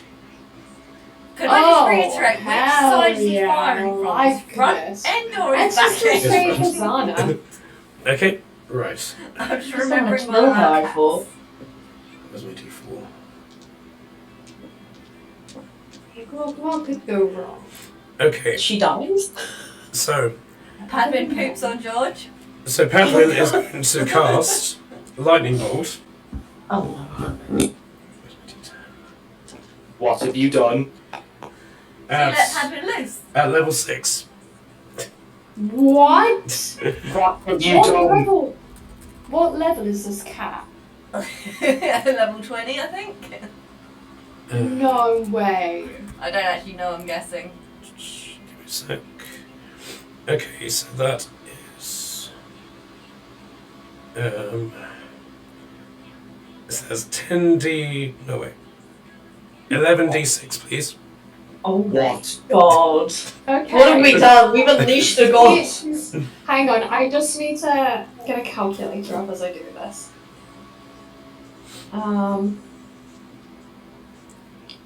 You are so tired that you look like you've been punched Okay, in the face. Zhana twice. failed. Jason succeeded.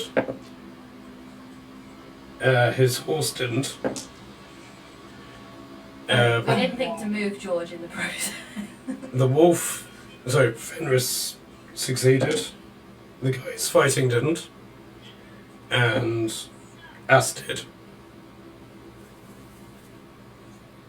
Ass. How many d6s was Oh, it's it? the wolf. 11. Cool, I'm almost there. If you kill my demon friend, you will not hear the end of this.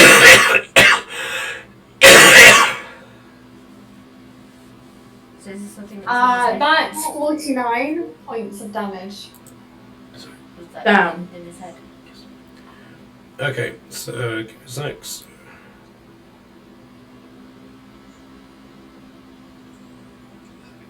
Yep. Okay, so how much damage? 49. 49. Okay. But it's not quite the answer to the universe and everything. I know, I was so hoping. Okay, so this blast just catches Zhana straight in her chest. And bear with me, I think she actually has a rule that says she absorbs stuff. Yes. So she takes the full blast of it, and it doesn't come out in the line behind her. So all the other tests are a bit superfluous. But and from that, so the lightning basically goes into her, and she takes like the full damage of this, and she lets out this loud scream, lifts her flaming arm into the air, and lightning shoots out of this arm into the sky. It's not as much as the lightning bolt that hit her, but it's still a sizable amount. If that makes sense. Yeah. And around where the lightning is shot up into the sky, this dark swirling mass of both dark green, light green and black starts swirling around the lightning as she shoots up it into the sky. So Padwin, in George's arms, is basically jumping on the spot slightly, because he's filled with static electricity. So his fur's all on end. Yeah, He's all puffy. his fur's all on end, he's really puffy, and every now and then he's having to zzz, he just jumps up in the air. He's like, zzz, we zzz, win, zzz. Oh. And then with that, he just flops over in George's arms, falls asleep. I think he only had one charge, That's Oh, fine. hopefully it did something. other than put him to sleep. Well, bear in mind that the other spells that he could have done were Fireball and Cone of Cold. Not kind of cold. Oh no. No, no more. No more kind of cold. I don't know about the cone of cold. I don't know, why are you so terrified of Cone of Cold? Might have. Brother's trying to kill us. Okay. Yeah, I killed. It's basically how one of my player characters died the other day in D&D. Oh dear. Save me, please. You're fine. So, I'm squishier than everyone. I think I'm squishier. I think I might be squishiest. yes, you are. I'm squishiest. No. Alright, so Badwin is fast asleep and incapacitated, so you can't do anything anymore. That's great. Eat him! Is he just- I don't know. That was George's turn. Sorry, Moreno's turn. So, Onyx, you're up. Okay. Well, hopefully, I'm going to be able to fire some arrows, hopefully, and not miss, hopefully. If so, I'm gonna cry a little bit, but that's okay. Hunter's Mark is still on them, right? Mm-hmm. Ooh, what happened with the ensnaring strike? I'm guessing they broke free, from it at this point, right? I'll be honest, I completely forgot about it. Same until now, honestly, so it's all good. What level did you cast it at again? It was at 2nd level. Okay. You could have completely lied there. I wish. Okay, so she takes the damage and then does a check to see if she succeeds. Breaks free, yes. So yeah, give me the damage. You like the best out then. We'll feel green. So, 1. Ooh, okay, that is 2 damage. Feeling good. Damn. Don't worry, darling, you can damage me later. Oh no. Am Am I next to Onyx, by the way? Yes. Okay. Okay. And then she... Yeah, and then after that she breaks free. Oh, it's not. Oh, good. I thought she just said cradle snatch. So how much damage was that to? Yeah. Not cradle snatching then. Okay, so yeah, now you can do your attacks. I'm just searching up any spell just to see what it actually does in case it could or couldn't be useful.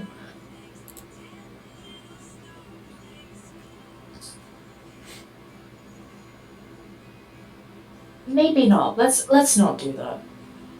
Let's definitely not do that, because no. Okay. I'm gonna just shoot and pray at this point.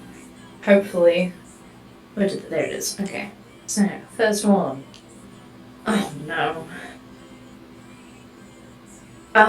Do we still have bless by any chance?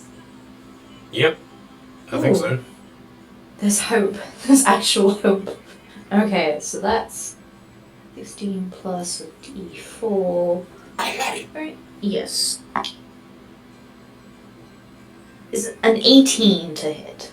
Oh, literally just not, unfortunately. Ah, come on. Okay. I'm gonna do it again. Please be nice to me this time. Ooh, there's a chance. Okay.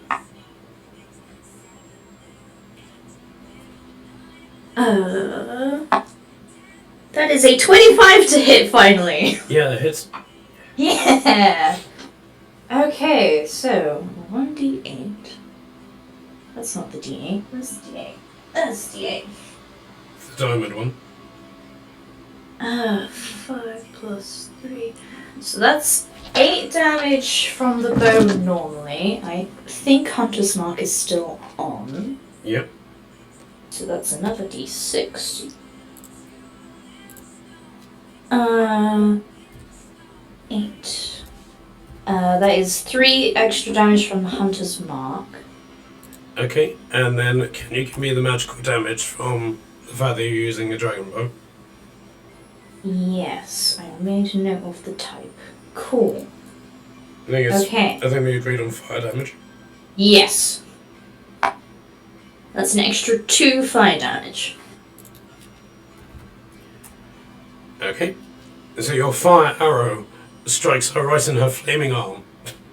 Ooh, yay. Great. Oh, glad I'm adding to the occasion, I guess. Okay, so do you want to do anything else? Where am I actually standing? That might be useful to You're in know. front of me. Yeah. I will warn you, I can't promise that I'm not going to throw some fire around in a minute. Okay, thank you. I will step back. Not on me though. Step over me if you have to. Oh, yeah. I think Fine. most people can step over my head. 5, 10, 15. As we've already proved, I have hidden under a lumber several times. Mhm. I'll just stay here. Just to be safe, you know? Okay, so Jason's turn. Okay, we're on the step. I'm losing everything. I need to get That's my hearing the checked. horse, I thought that's she not said useful.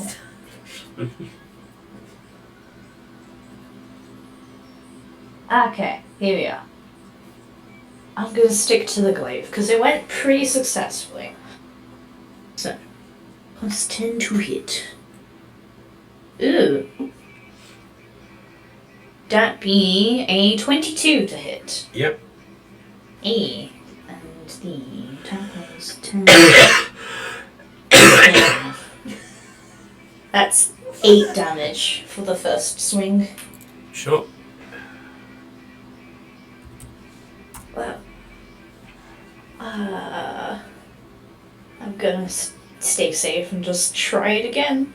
Woo. That is 25 to hit. Yeah, it hits. Eh. Let's see if it's a cut with Jack. 8, 9, 10, 11, 12, 13, 14. That is 14 extra damage there. Lovely. Woo! Okay, with that final cut, she falls to her knees, and she shrinks, albeit still quite tall, to a normal sized person. Oh wow. So she's similar to the size that Michael is. If that makes sense. Mm.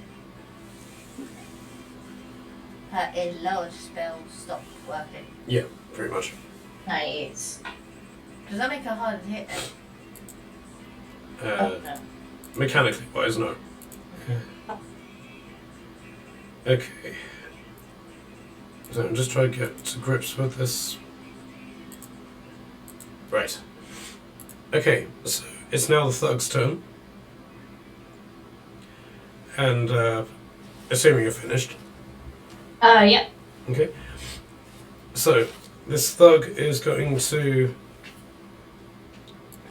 go over to Docker. So can I get an attack of opportunity from you for Jason? Yes. Here you go, the docker. I keep losing every single thing. Is it the same thug that threw him last time? 14 minutes. Ow! Oof. I open the ironic justice. First step back and you fight the same thug. Okay. That's an 18 to hit. Who uses parry? Right. So these guys have a skill called parry, which means the first attack that lands on them, they get a +2 to their AC, which means that doesn't hit. Typical. So typical. And he's basically just going to go straight over to Docker and just go, "It is time. Can I get a strength saving throw from you, please, Docker?" Oh, fuck off. Can I uncanny dodge this? It's you and thugs. If you win the strength saving throw, yes. Oh, that's on the edge. I've got no plus either. A 15? Unfortunately, that fails. Oh, Docker fuck. got a docker. And he's going to pick you up. And, and I thought he would throw him at anybody in particular. And He's so- going to throw him in a and random direction. and he's going to throw you at this skeleton, who just happens to have been a bard. Oh, of course he does. So, and you take 14 javelin damage. Oh my god. Welcome back. God damn it. And Trin, that's what being dockered is. Oh. Okay, he's then going to try and attack Fenris.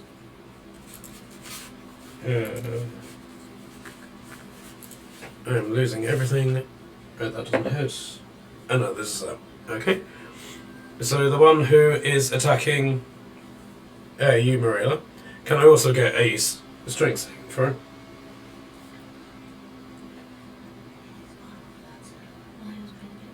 Charlotte? Hello. Sorry, I just double muted myself. I muted whilst I was away on my mic, then muted myself on my laptop thinking I was unmuting myself. Pretty good over here. Strength saving throw, that's the wrong thing. A lovely 13 that is. Real good, I know. Unfortunately, that doesn't save you. Yeah, I thought so. And she just got thrown as well. Yep, so you take 7 damage, No. and he is going to throw you at a lumber. No. Hopefully a lumber has enough strength to sort of turn around and catch her. Right, so a lumber also takes 7 damage from flying elf. And then you take 7 damage as well. Can I get a constitution saving throw for your concentration against for Michael? Yep. Oh, damn bloody dice. What I happened? need a dice jail. It's an 11. Michael's gonna go. Oh no. Did you say I took another 7 damage from hitting the lumber? No, just 7 damage from being thrown. Her lumber Okay. took 7 damage as well, is what it's saying. Maybe we should send Charlotte the dice jail instead of keeping it for you. I bought Matt a dice jail.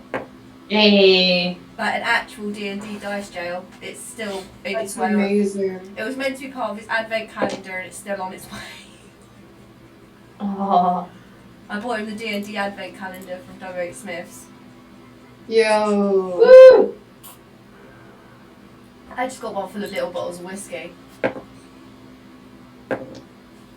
Nice. Okay, and the Are you ready, What? Kashan? one who's attacking Kashan, he manages to hit and does 15 damage against him. Okay.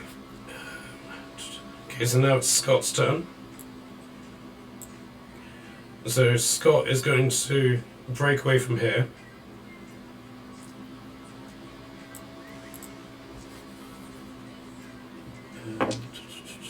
She misses. Okay, so he's then going to just swing around in the saddle so that he's facing backwards and Ast is facing forwards. I'm sorry, I keep thinking you're saying ass. Ast. I know, I Yep. keep thinking you're saying ass. If I wasn't so choky, I probably would be. So he is then going to draw from his quiver 4 arrows, Oh, hell yeah. and then just in rapid succession, he's going to fire one at this guy. Yeah, D20. I've lost my D20.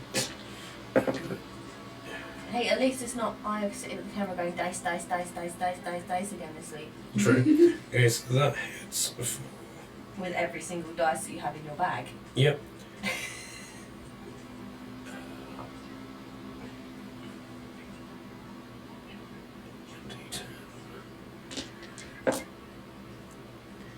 Okay, so 6 damage against this guy. Then again.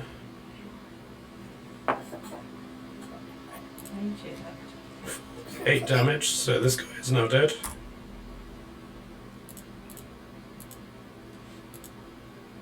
And then the other 2 will be against this guy.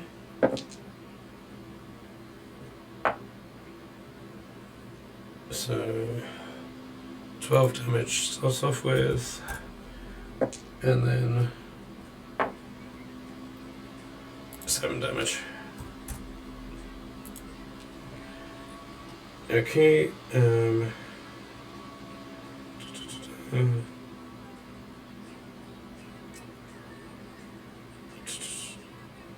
yep, and that's his turn.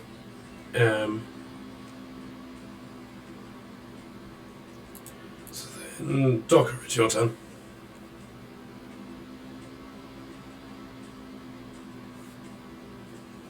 Josh? Sorry, I double muted myself. Hey. Who's this on the horse in front of me? Scott. The black guy, you mean? Or is that Yes, Jason? That's Jason. I didn't want to be racist. No, don't worry. That's Jason. Can I, So I'm going to shout over to Jason and say, Jason, give me a boost. Okay. Basically what I want him to do is I want either him or his horse, one of the two, to give me some form of boost where I jump and land on the angel demon person so I can restrain him. Okay, right. So basically, you'll make a jump Yeah, and do it with advantage because he'll use his reaction to help you. yeah. What do you want me to roll for the jump? I believe it's just athletics, but let me just quickly check. Can it be acrobatics instead?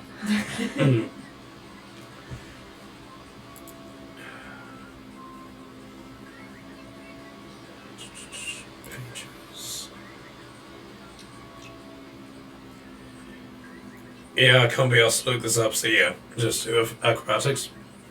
Well, in fact, so when I look on my actions, so restraining, would that be a grapple? Would you count that as a grapple?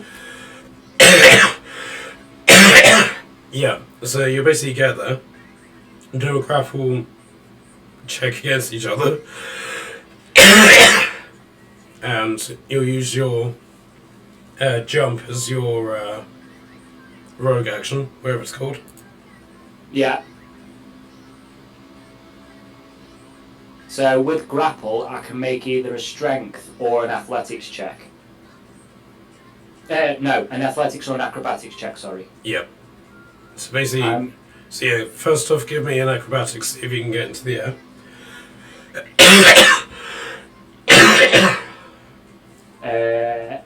That is a 14 plus 9, so 23. Yep, so you're in the air. And then you want me to make another acrobatics check to grapple and restrain? Yeah. 21? Okay, against... Yeah, you win. Cool. So I just grapple and restrain her, and I just basically say to everybody else, trust me, she needs not to die. I agree with you. Okay, so she's now restrained, so... it's now Fenris's turn. Is there any? Oh yeah, there's 2 more thugs, isn't there? Yep. So who's next to the thug that's on the same line as Fenrir? Warrior Frank. Oh, okay. So Fenrir is going to basically walk over towards Warrior Frank, Mm-hmm. look him up and down, give him a growl, Mm-hmm. walk around him to get to the thug. At which point he is then going to attempt to bite him. Okay.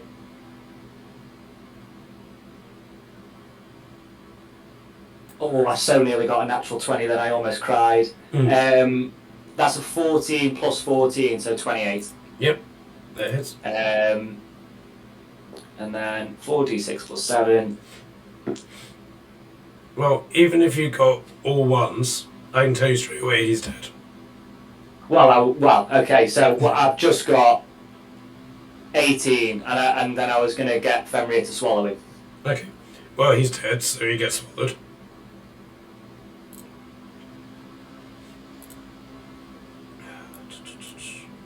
Damn it. There we go. And then Fenrir is then going to use the rest of his movement to just basically walk up to me, restraining this person, and he's going to sit and he's going to pant at me.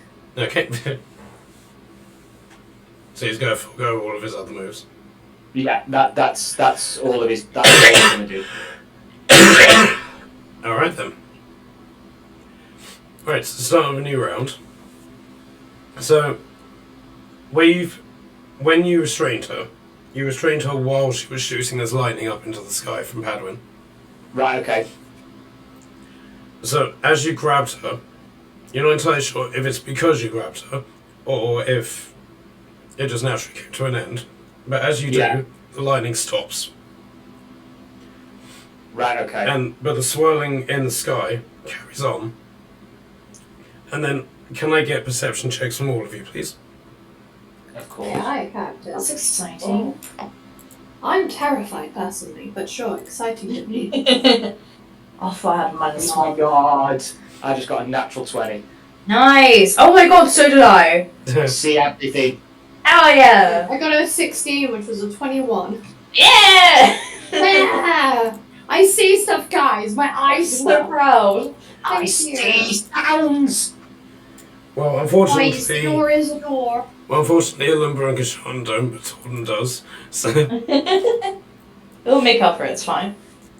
so out of the swirling, a green light just comes crashing down to Earth.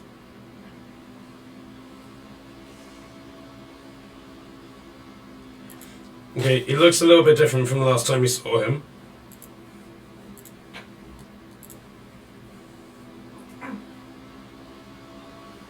What? I have never seen him. Docker has never seen him. Oh no! Oh no, this is so bad. Why? Oh my god, I can't find a link to him. This is where he is apparently like my dad or something. Hang on. Regrets? And you just hear Padwin snoring in his sleep. PBEG, PBEG. Oh, okay. That's the one. Thank you. He is the one. Okay. He is the one who is linked to Eskarov and wait.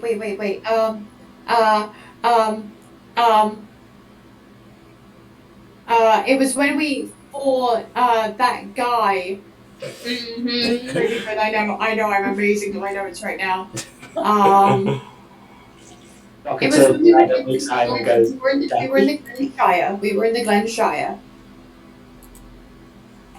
With King Weird and the druid person, and the guy that we fought shouted out more to help me. That's the first note of him I have. Oh, okay. But he's linked to Eskarov, which is the prison, and Morin's been the one taking them out. Yay. I'm so glad I note take. Yeah, thank you. Docker is going to turn and look at him and go, Daddy? Unfortunately, not quite. The voice in your head that says, "Imposter, usurper, kill him." Ooh. Oh.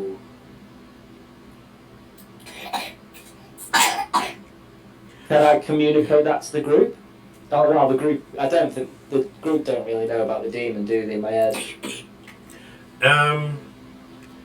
Kashan does, but the rest of the group no, not really.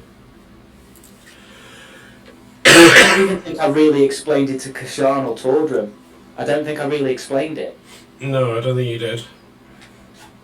Because I never got myself close enough to people to explain it. Mm. So, as this guy lands and sort of straightens up,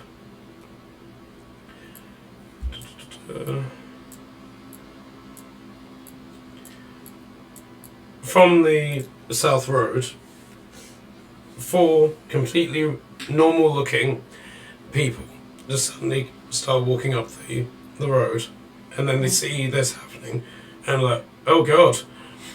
And Murad, as he stands up, just looks at them and holds out his hand to them, and with what sounds like an agonizing experience for them,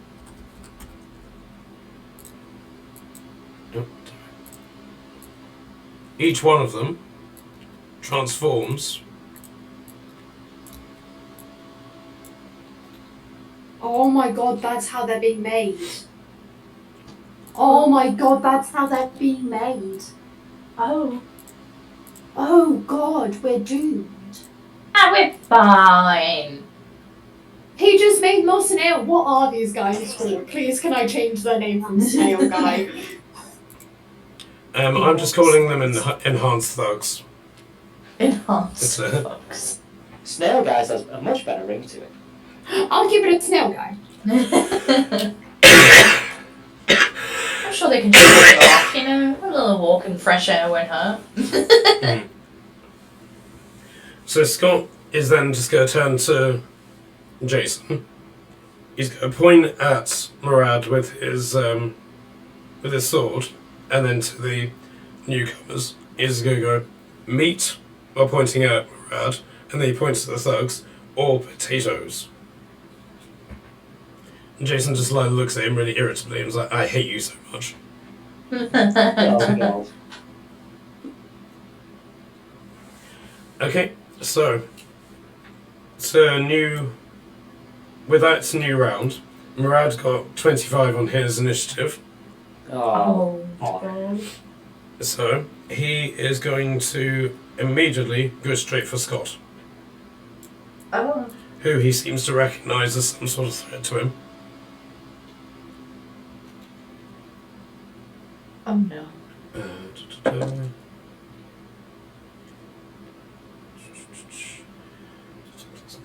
Yep, and that does. Yeah, I've lost my dice again. Well, I'll just use these ones.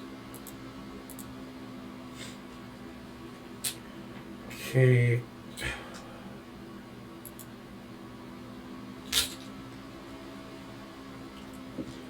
Eight plus.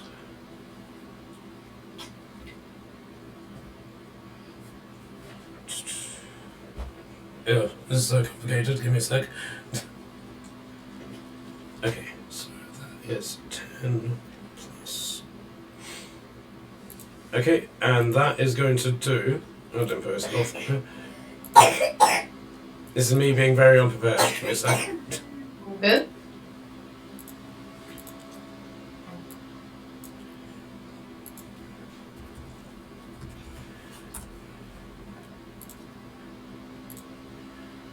Okay. So it was 10. Right, so he's going to do 26 damage to Scott with a swing of his sword. And as he does so, you hear Scott scream out, and you can see that the wound that he's causing him lets out this billow of smoke. And as he sort of swings the sword around, you can see that the sword is very clearly silver. Oh no. And as the sword also makes contact, much like in the same way that Frank's sword does, when it makes impact, there's a clap of thunder, Oh no. which knocks Scott back a bit.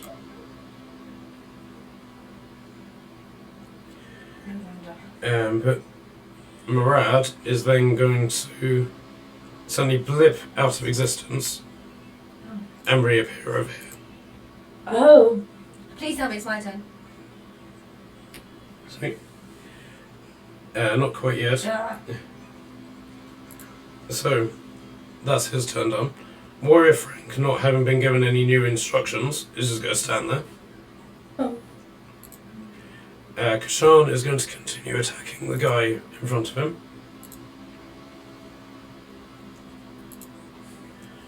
Okay. 16 and...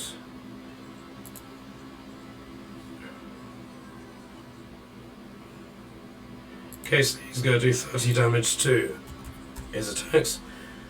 And he's then going to do... what do you call it? Where is it? His action surge. Wherever it is on him. Which I can't actually find. Here we go. And he's then going to do the exact same thing again.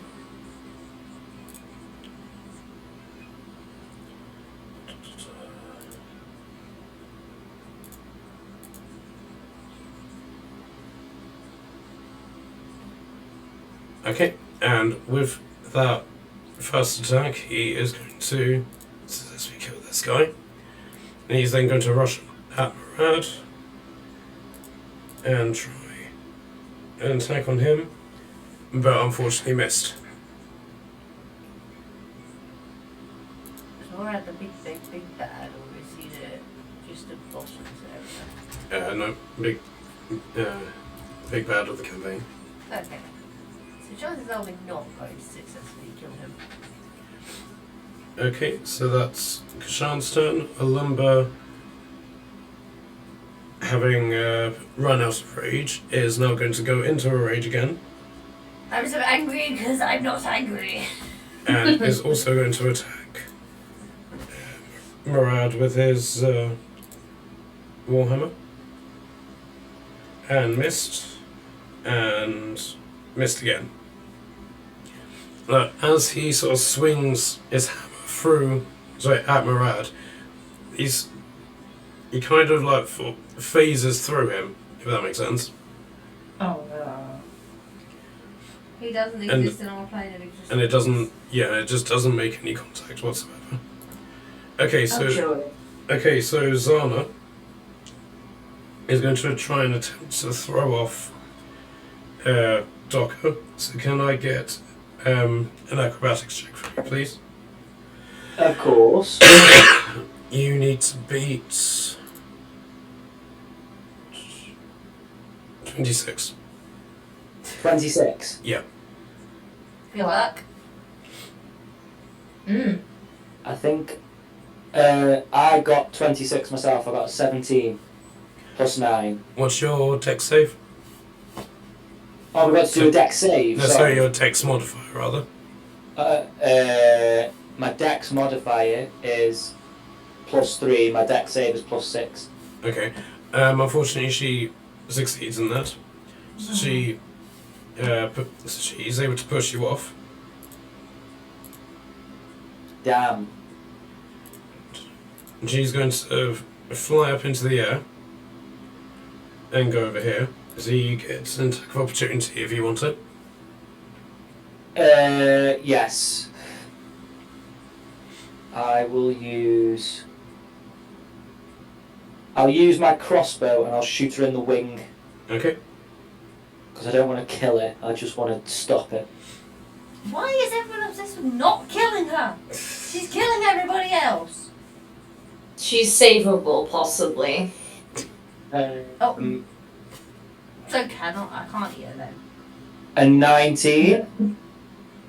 Yeah, that hits.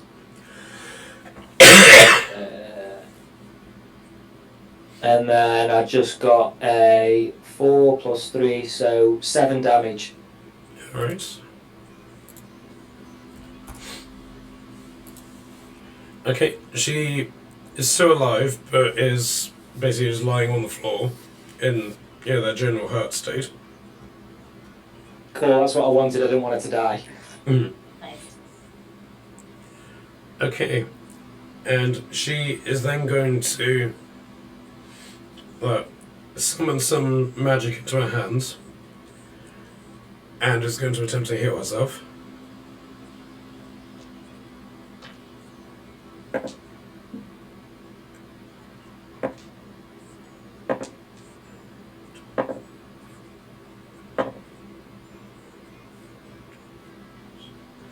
And you can tell it's not a lot that she recovers, but she does seem to recover something. Okay, and she doesn't have anyone else to attack, but she is going to however, going to cast a spell. And she's basically going to establish a wall of blades that's 20 foot long, 5 foot deep, and basically 100 feet high. Okay. That's fun. And then once the wall is established, spikes come out of it. Not shooting out, but more like sort of like anti-climb spikes sort of thing. Right, okay. Are they sharp on all edges, or could someone use it to like climb over the wall? They are sharp. If you're... You know, was they pointed at the end, or they sharp on the edges? Does that make sense? Are they like daggers pointing out, or are they they're like... spikes. They just go out like spears. Okay, so in theory someone could climb up the side of it. They don't have edges to them. It stops somebody from running into it. Okay, there's no reason that someone couldn't use them as climbing sticks. Yeah. Okay, so that's her move. So, do you want to draw a stick? Stick will just shoot things. Okay. Assuming that's what he does. I've not seen his profile. So. Okay, so stick and Stick will draw lines. so stick and raptor will fly over here and just sort of like hover on the spot, and he will cast guiding bolt on Murad.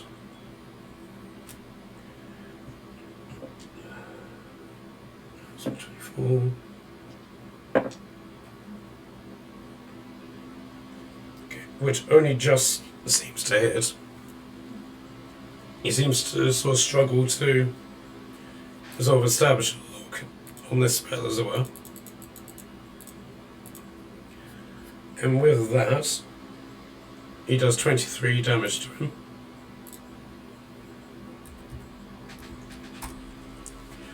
And there's this glow, which sort of starts to surround him, other than like his hellfire. And all of you would have advantage on your attack against him now, this turn. Okay. Okay, so Marilla, you're up. Hey! Hmm? Me! You're after Marilla. Oh, okay. Okay.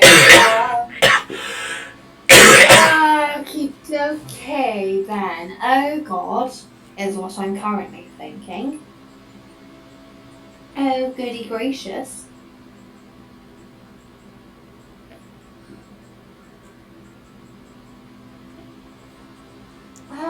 This is fine, probably.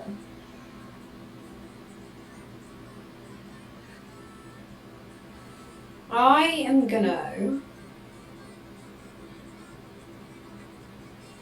ba-da-ba-ba-ba.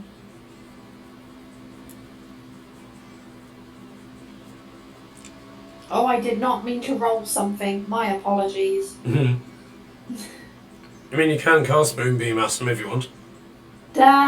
I was literally just trying to see what the little symbol next to it meant.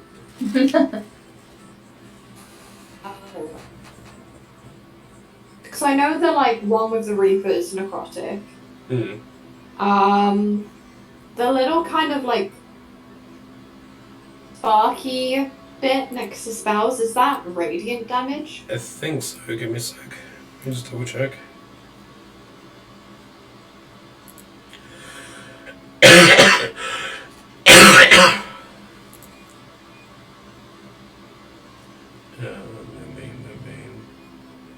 Yeah, radiant damage. Yeah, it is, because Spirit Guardians is also the same. I will... Yeah, I will use my Moonbeam on the guy. In which, I mean, he's probably going to make it. I'm gonna cast it on Morad. Okay. What does he need to beat? I might have to like take a step like that way or something. Sure, what does he need to beat? A con save of 14. Probably got like natural 14 or something. Yeah, he beats that. Yeah, I thought so. You still take half damage though, so woo. So we'll still take it. So, oh my god, are you kidding me? What? You're gonna take 1 point of radiant damage. I rolled 2 1s. Oh my god. I'm so proud. I'm not gonna cry. So Murad basically like gets dinged by this. And he turns to you So, don't cry, this one. Oh. I will never hurt you like that. And can I get a charisma saving throw from you, please? Oh. You're about to be charmed. Hang on. That's it. Um, And the wife Is this effect a charm effect? Yes. I get advantage then because I'm an elf. Not that it matters because the first roll was a natural 20. Yeah! A charisma save, you say? That would be 23 altogether. Well done, Nice. you succeeded. I believe you're now I think she's immune to it. Holy. Yeah, you're immune to it for the next however long. Yeah. Nice one. You're right. Okay, so do you want to get George to do something? They can't use Padwin again because Padwin's asleep. Hang on.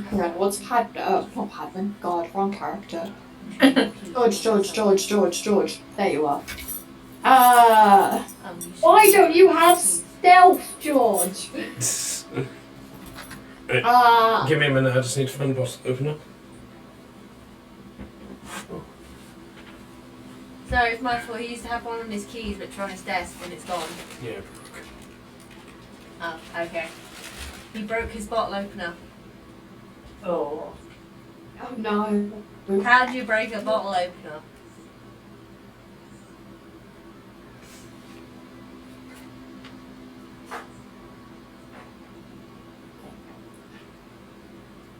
How are you still awake, child? Go to sleep. You now look like you've been punched 4 times in the face. This child is still awake and has bags under her bags under her bags. Oh, bless at her. least I didn't try to open it with a potato peel this time. No, dice. She has a dice addiction, that's why she's awake. Okay, so what's George going to do? I'm protector of Padwin as a squishy little bean, and I'm sure George knows he is not as strong as the others. He knows his place, but like, just start going back a little bit. Just go back as far as 25 feet, I guess. I'm assuming he's Just, carrying Padwin while he's doing this. Oh yeah, like Padwin in arms. But bear in mind, Away. he is a healer, so you could Oh basically god. you could heal yourself with him and then Oh my retreat. god, yeah, he could for me. Oh no, but I don't want him hurt. If George died. Could she backtrack to her move and move a few steps further closer to George? Because her attack will work from a distance. As a DM, would you allow that? There you go, Yeah. it's allowing you to move those But yeah, few I 100% would like I'll let George heal me. Which is 1d6 plus 4. So I'll take 7 points of healing. Nice. So I know I'm not gonna die, so I can heal people next round.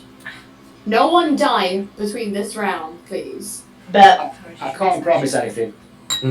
No, that's not even funny. Yeah, and I'll send sort of maybe like going out if I can towards Onyx. Like trying to keep distance and protecting Padwin, but also getting that side in case they can heal. Would it be easier just, if he's carrying Padwin, just take Padwin so everyone off just apply them together? Yeah, okay, no doubt. Just get him to save you time. There you go. So is George going to do anything else? I think that's it. Okay. So Tordum, you're up. Yay! Let's burn it down! Fireball! Okay, so who are you going to fireball? I can't see the spell to know the distance because at the moment I'm looking at George.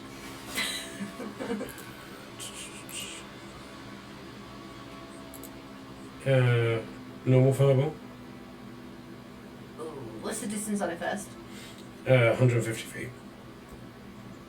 Yep. So I'd have to go 100 feet up and 50 across to get her, wouldn't I? So that's too far to hit her, isn't it? From where you are Yeah. now. Oh no, you could do it. Yeah, but it's got to go up and then down, isn't it? Yes, so if It's you would 150, it's 100 up, 1, 2, 35 across. 6. If you basically walked up to here, you could go 100 up. Yeah, but then they want to alive, don't they? Yeah. And I want to go OP fireball. I'm going to hit him. Unless you're You right, don't have yes. to listen to us, remember? That's fine, I'm just going to smack a fireball at that dude. With the big guy. Yeah, just whack the strongest fireball I have on my thingy-mabob. Okay, it will affect everyone else. Is what How we- tall we is use. he?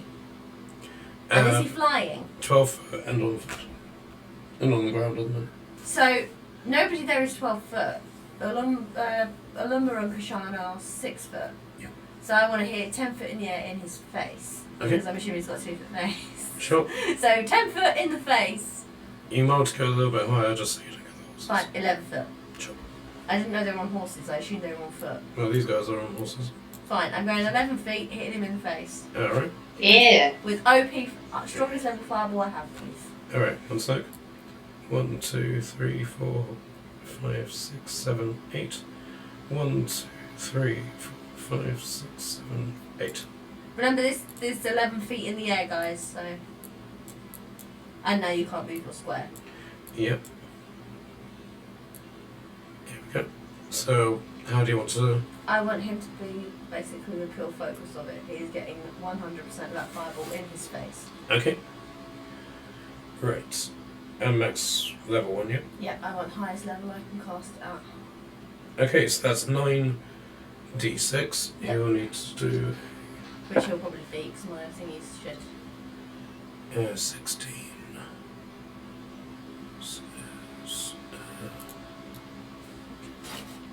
Yeah, he succeeds, so you only take self damage. That's It's still quite a bit of damage anyway.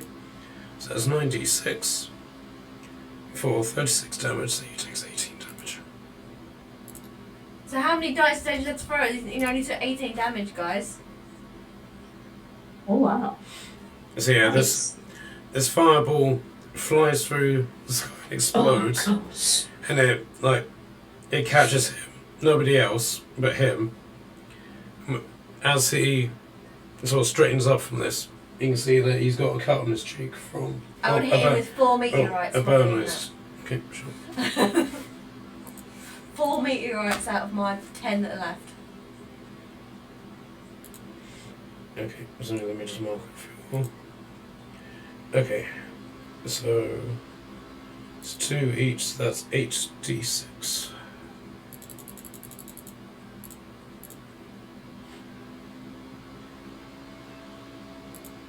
Does he need to do anything I for don't this? think so. No, so that's 40 damage. So you've just done 80, pretty much 88 damage to him. And he basically stands At up least I from didn't this. kill your person you wanted to keep alive, guys. And I was gonna eat her. He's got this burn on his face, Can I eat this And, dude instead? and he basically just wipes it with his hands, and this black blood-like mixture just comes from it and just settles in his hand. He's like, all of that for a drop of blood. Can I get a charisma saving throw from you? I got that 20. Close. You got a dirty 20. Whee! Unfortunately, that's not enough. Huh? What? So you, unfortunately, are Wait, now... wait, did I give toward Oh, I yeah. gifted Yeah, him you less, did. right? Yeah, you did. So they get an extra D4. Ooh, will a 1 help? Probably not know my luck. Yes, it will. Hey! Yep. So Nice. guys, basically get that 20 till you're fucking screwed by this guy. Does that mean Okay. I'm immune to him as well now? Yes. Oh, okay. I'm just gonna do like Torden's gonna just jump on the spot and sort of give him the finger. Because I'm a lizard, I don't have quite enough fingers to do the middle finger. So I'm doing like the lizard equivalent of the middle finger. Okay. Anything else? No, good. That was my action, my bonus action, and my move. Okay. So Onyx, you're up. Ooh,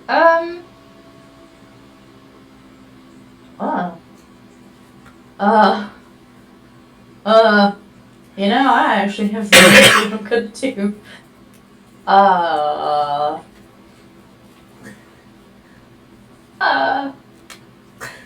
was thinking fingers whip away. No! You have. Look, there's your tassels. Does that work?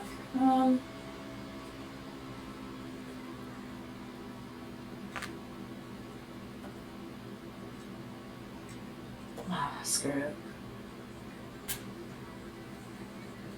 Wait, hang on a minute. Sorry, I'm just looking at like all things like I can do, all the ranges are and stuff. That's fine.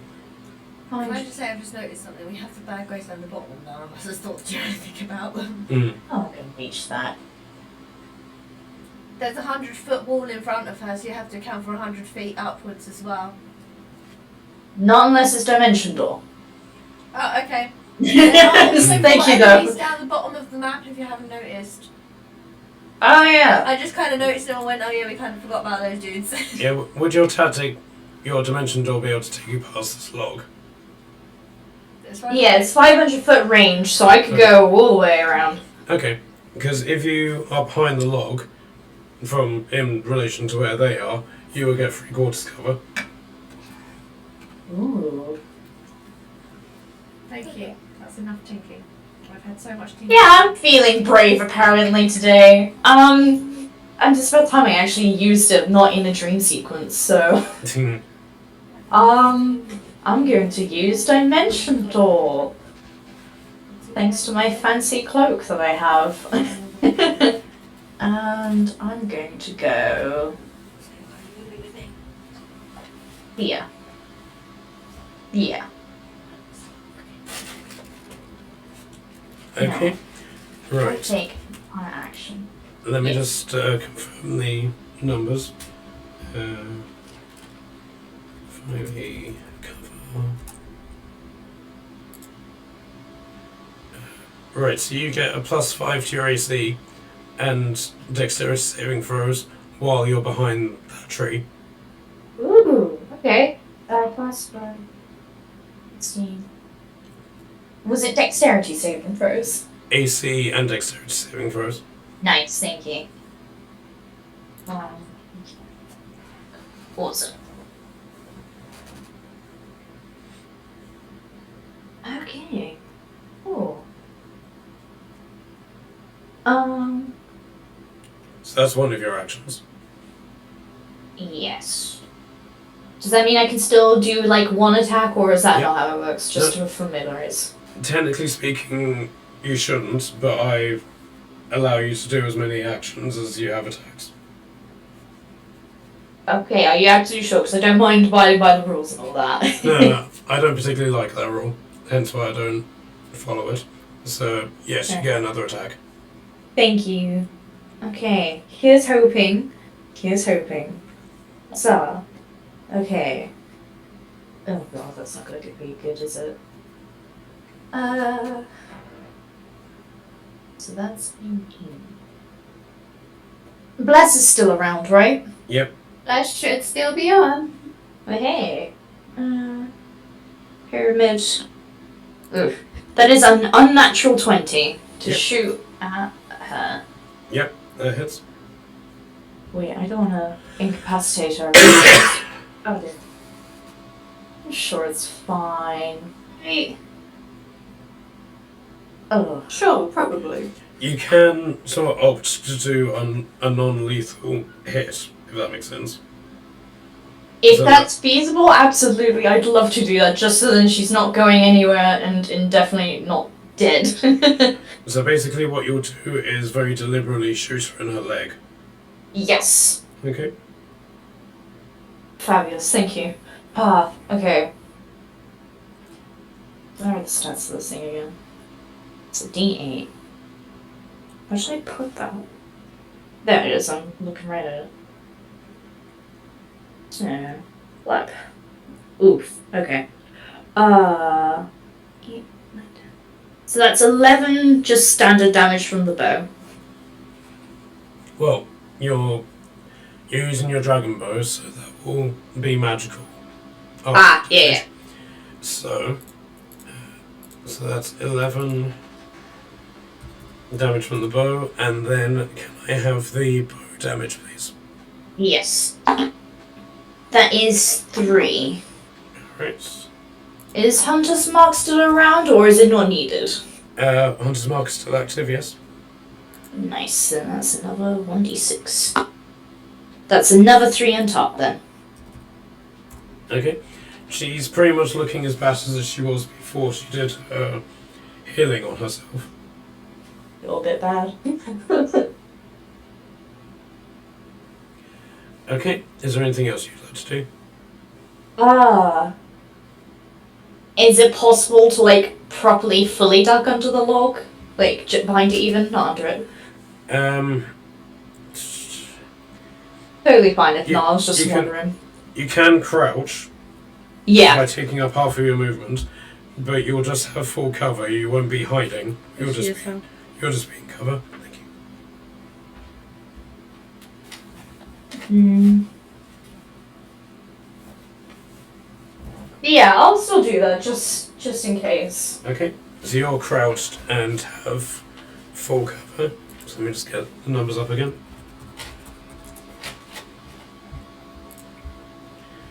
A target with total cover can't be targeted directly by an attack or spell, although some spells can reach.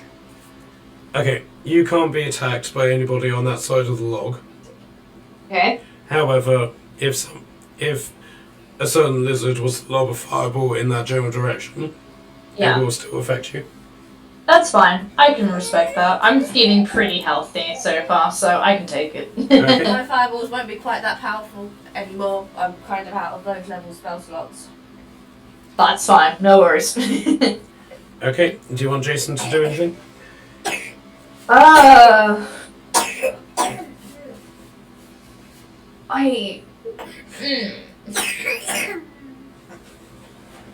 don't know.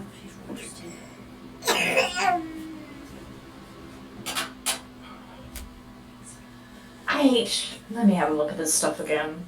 I'm like forgetting every time I close the tab.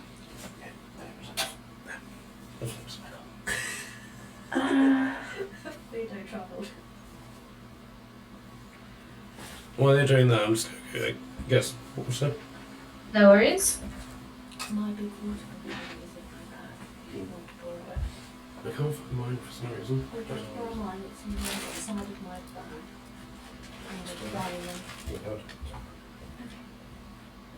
They can't see you waving. Aya's waving at the screen. Aww. She's just sort of like hot, like she has so many bags under her eyes. It's untrue, but she's like, I'm going to wave whether you want me to or not. Aww. Bless. The other one gave up the ghost.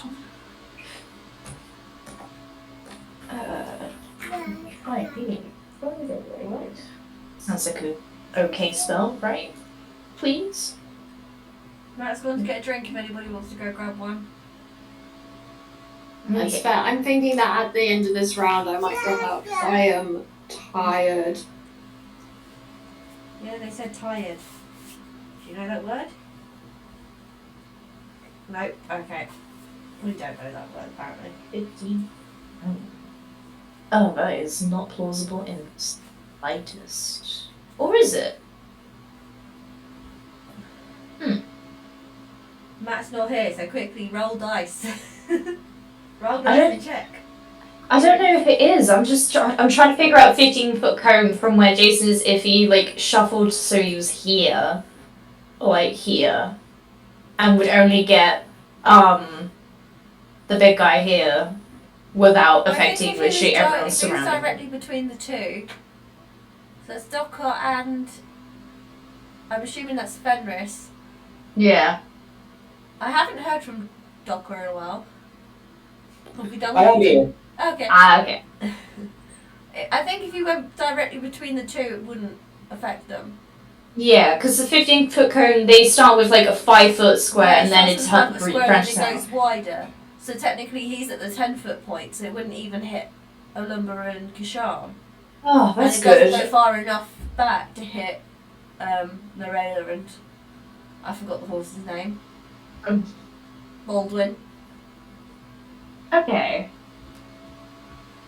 Because I'm just trying to figure out how, like, what kind of spells Jason has, and he has Thunderwave, and I'm trying to understand that right now before I hurt Oh anyone. my god, Thunderwave. Is this a good idea? Because I don't know what I'm Hang on. I gotta look up Thunderwave real quick to help you with that. Right. I'm pretty sure Thunderwave, like, wiped out a party once. Oh, God. I don't know what kind of level spell it would be at either. Right. It's only first level. Oh, nice. Oh, they had us at high. Yeah. Right, so by virtue of being in this campaign, if you go into D&D Beyond, and where it says search everything, if you type that something into that, I'm pretty much sharing the entire D&D library with you guys, so you should have access to all the spells, all the feats, all the monsters and stuff, so you should be able to access it through that. Oh, I know. I use Tasha's Cauldron frequently. Okay. Thunderwave. Yeah.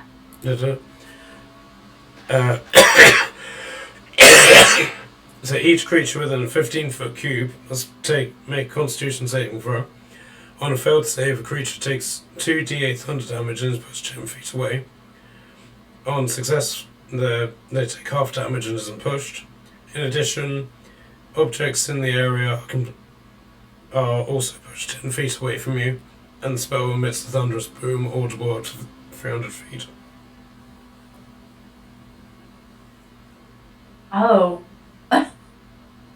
I don't know if I should cast it, because if he does get pushed 10 feet, it's not going to look good for you, Marilla, or the horse. Yeah. Are you sure about that? Are you sure about that? I have a feeling he's going to easily succeed, like, the save. So, like, it doesn't have to try. Are you sure? If you're Okay. agreeing to this, I'm not liable for any damages that are happening. Fine.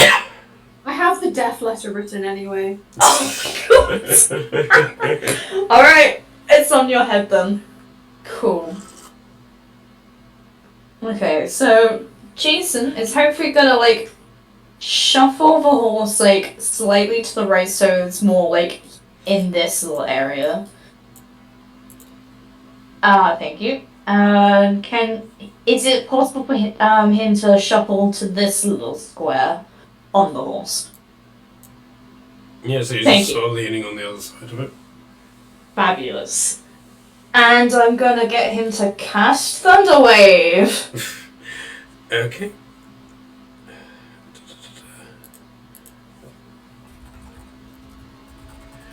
They'll save 16. Alright. Is it 16? Yeah. And that's Constitution, what did you say? I think so. Hang on a minute. Yes, Constitution. Okay. With this roll, it's going to be tight. 9 plus... Yep, he just passed. Ooh, okay.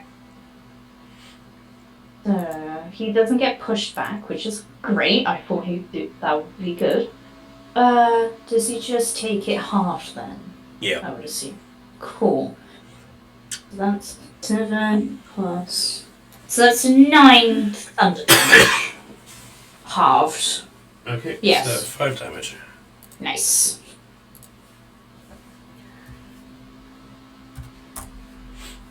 Okay, so when this happens, he turns to look at Jason. Oh, And, He's about to say something, but then he stops. So he goes, well, that was a bit... interesting. And then he just turns away. Thank God. Ah, thought I screwed over an NPC. Okay, is Jason going to do anything else? I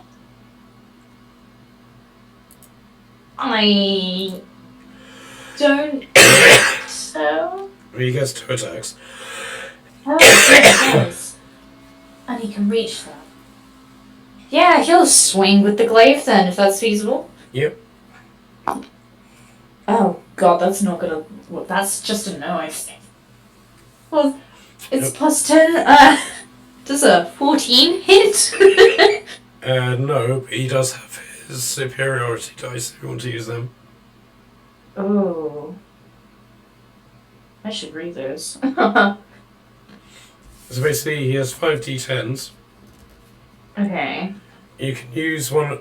You can use them to use one of his special attacks, or you can use one to boost his attack roll.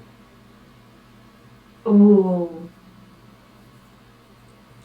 I might just use the boost factor on it, just so that I'm not, like, making anything a bit more of a mess. Sure. So 14, and that'll be 24 to hit then. Yeah, that hits. Oh, nice. Okay. D10, that's right. There it is. Oh, come on. That'll be 8 damage with the glaive. Okay. Sorry, 8. Did you say? Yes, 8. Okay. Okay. So Murad isn't necessarily looking hurt, but he's starting to get a bit sort of out of breath. If that makes sense. Okay. Okay. So it's the thugs' turn. So they are 1, 2, 3, 4, 5, 6. Careful, Bubba. Careful. Careful. Okay, and they're going to try and attack Scott.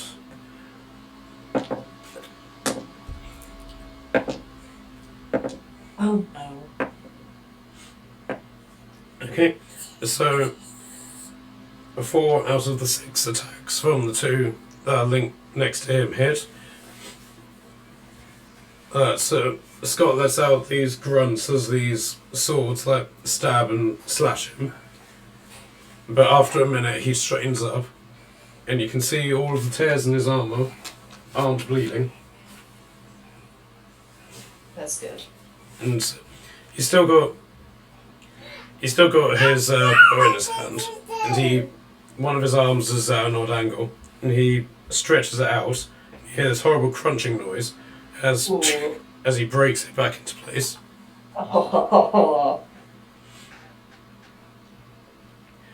Okay, that's all they can do.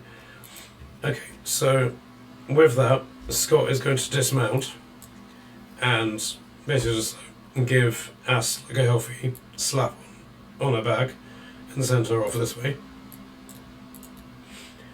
He is then going to he pulls out something from his bag and throws it on the floor.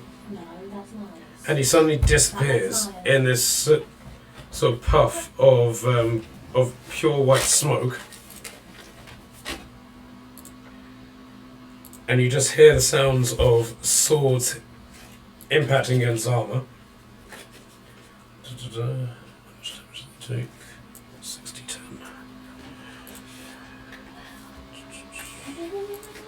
I have one more. Yep. 1, 2,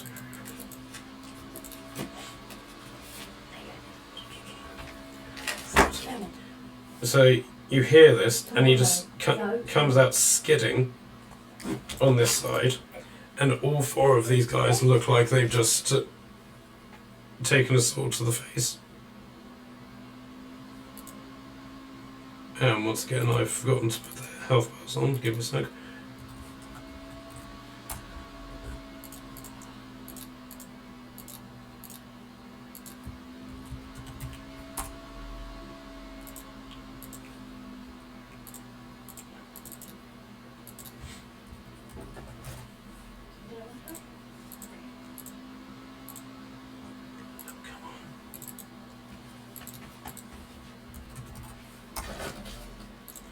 Okay, and each of these guys has taken 30 damage from this attack.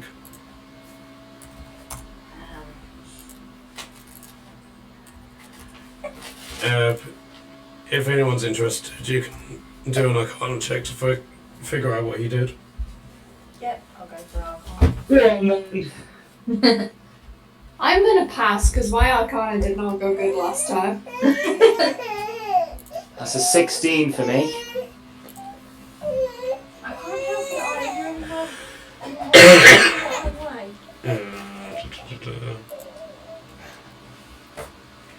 Okay, Tortem got that 20, and she Wow. recognises that as Steel Wind Strike. Ooh, that sounds cool.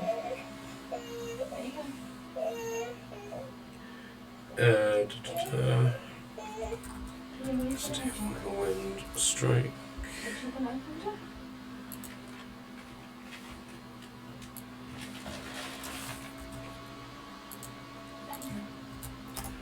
You put the description in the Discord chat.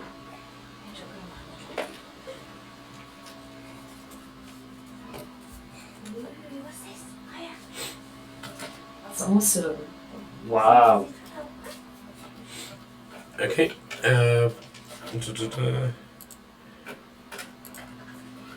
He will then.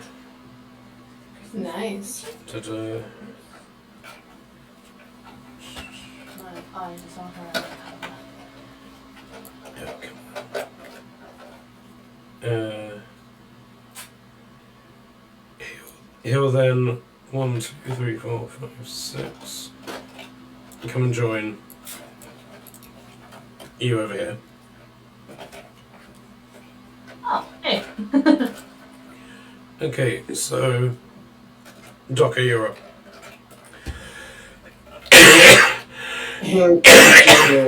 The chaos. Docker is going to take one look at the big demon and is going to shout in Infernal. Death to the usurper, which I don't think anybody is going to understand apart from him. I think Scott might bear with me. I can't remember what Jordan speaks. No, he speaks Vessel. So is it Vessel Primordial you're speaking? I'm speaking Infernal. Okay, so yeah, he doesn't understand you. See if Torden does. I mean, I've got some weird one. Yep, Torden understands you. Cool. And I think George might as well, actually. No, he doesn't. But just for RP purposes, Docker doesn't sound like how he did before. He basically sounds like, if you've ever watched Avatar: The Last Airbender, when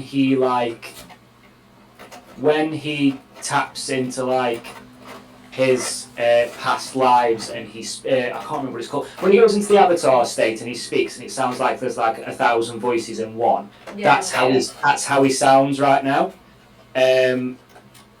So he's basically going to shout an infernal, death to the usurper, and he's going to clap his hands, and he's going to cast Agonizer's Scorcher. Okay. Is this your alpha mark? Yes, that's my alpha mark, yeah. Okay. Where did you have your tattoo done, by the way? I think it might have been on my hand. It's on my hand. Okay. So the spell basically comes out of your tattoo. Yes, so the way I would imagine it is he's clapped his hands and then it's almost engulfed his hands. Yeah. And he gradually makes it bigger and bigger and bigger, and then he just shoots it straight at him. Sure. So what does he need to be? He needs to be a dex score of 13. Okay. Yep, you do that. Okay, so he takes half of what I'm about to roll.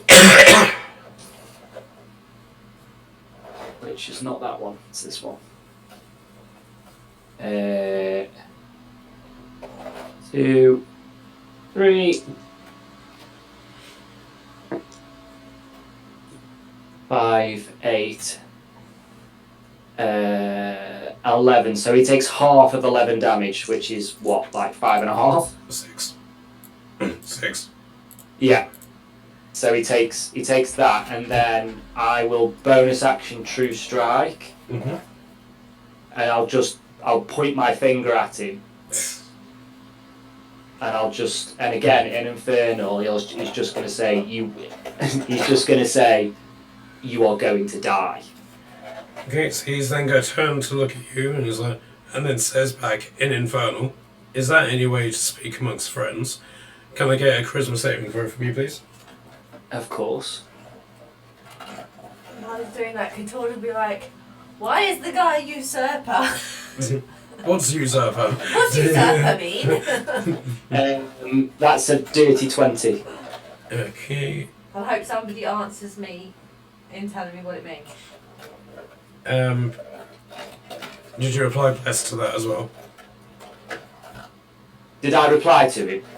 Did you apply bless to it? Oh no, I didn't. I'll apply bless to it. 22. Okay, yep, you succeed. Yes. So you're now immune to his charm. Somehow we're all getting there. Mm-hmm. Will I feel the effect of him trying to charm me? You know that he's attempted, yes. Again, he'll say back in Infernal, you can't charm me, usurper.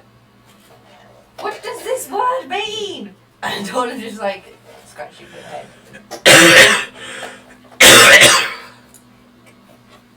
And then I believe that's me done. Docker is just going to sit there and was just going to stand there and not try and intimidate him, but he's going to try and look as intimidating as possible.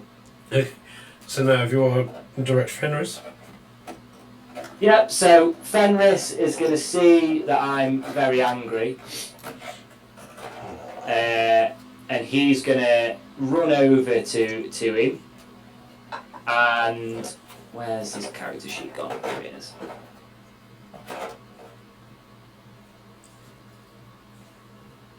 He is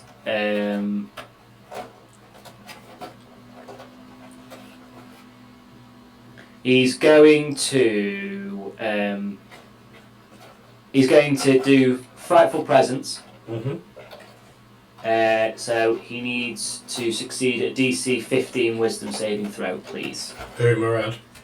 Yes, please. Yeah, he failed. He failed, so he is now frightened of Fenris. Sorry, are you doing that against the thugs as well? Are they within 120 feet of me? Yeah. Then yes, please. Just for records. Oh, Jesus Christ, 120 feet's far. Yeah. So there's probably some civilians in the city who are shitting themselves right now.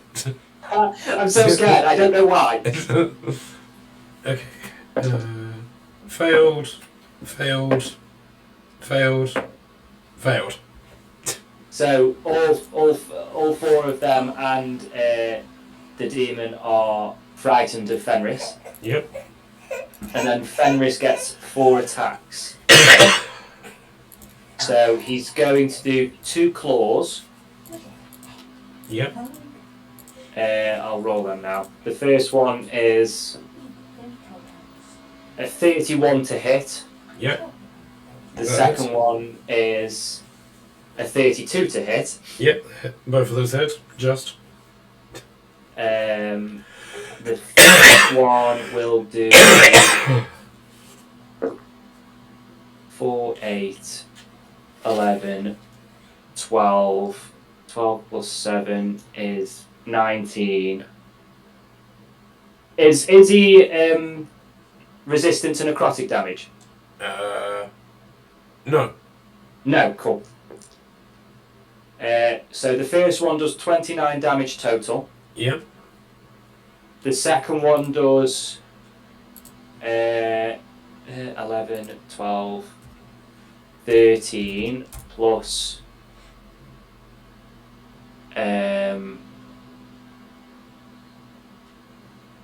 13 plus 12 plus another 7 is 25 plus 7 is 32. Mm-hmm. So that's the first 2 attacks. He's then going to bite him. Okay. And you just hear Scott just shout, "Don't let him eat him!" I'm letting him eat him. Leave some for me. Which is... that is a 26 to hit. Yeah, it hits.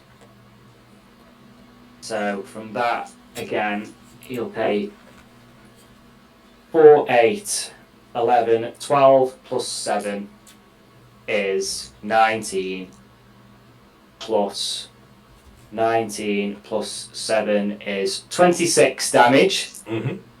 And then he's going to try and swallow him. Okay. God. Okay, does anybody in the vicinity want to try and stop Fenris from doing this? I would like to, yes. Can I try and run up and take a bite too? Unfortunately. Okay, fine, I'll have that. Stop eating it if I eat him first.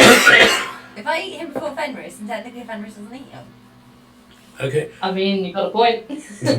so what did you get on your grapple? My grapple... am I doing it with my dex or strength modifier? Strength. Oh, strength. Yeah. So that is... oh, fucking hell. That's a natural 20 plus 5, so 25. Oh my god. Okay, 25 plus 15 plus 11 plus 4. Yeah, so he succeeded on a 30. Even though I got a natural 20? Yeah. Natural Oh. 20s on grapple checks don't necessarily count for much. They're not like attack hits where they're guaranteed successes. That's upsetting. So, Fenris basically tries to extend his jaws around him, and Murad just simply catches his jaws in both hands and sort of like rip them out. You hear the sound of tearing flesh, and then with pretty much no effort, as it seems, he just hurls Fenris in this direction. And Fenris is dead. he's not dead, but he is hurt. You just hear like the sounds of yelping. Can I eat his kill then? And he basically just stands tall and is like, "Fenris, you traitor." Ooh. And he turns to the rest of you. He's like, "I rather enjoyed this little match. I look forward to our next one. Oh, It'll be God. very interesting." And he holds up his sword, like, as if offering it to you guys to like inspect it. And he just flings it into the floor so it stands upright. And then he shoots off into the sky. Have we got enough time to throw my meteorites all at him? You can do, or you can save them for the thugs. Fine. Taka takes the sword. Okay. So one sec. What is it?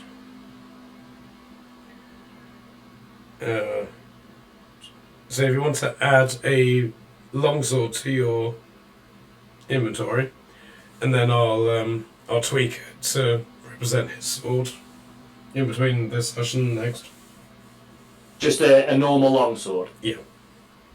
And then I'll tweak it over the course of the next session. Cool. I've added it to my inventory. Okay, so the fight's still going on, but we're in the next round, so do we want to call it here and just carry on next session? That sounds good to me. Yeah, that sounds fine to me. Mm-hmm. Okay, well done guys. You've survived your second encounter with the BBEG.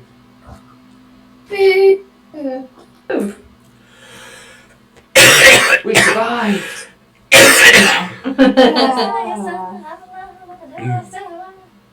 I'm sorry. I just got a filthy lip from the baby. Uh-oh. We'll see how long you all survive with Docker.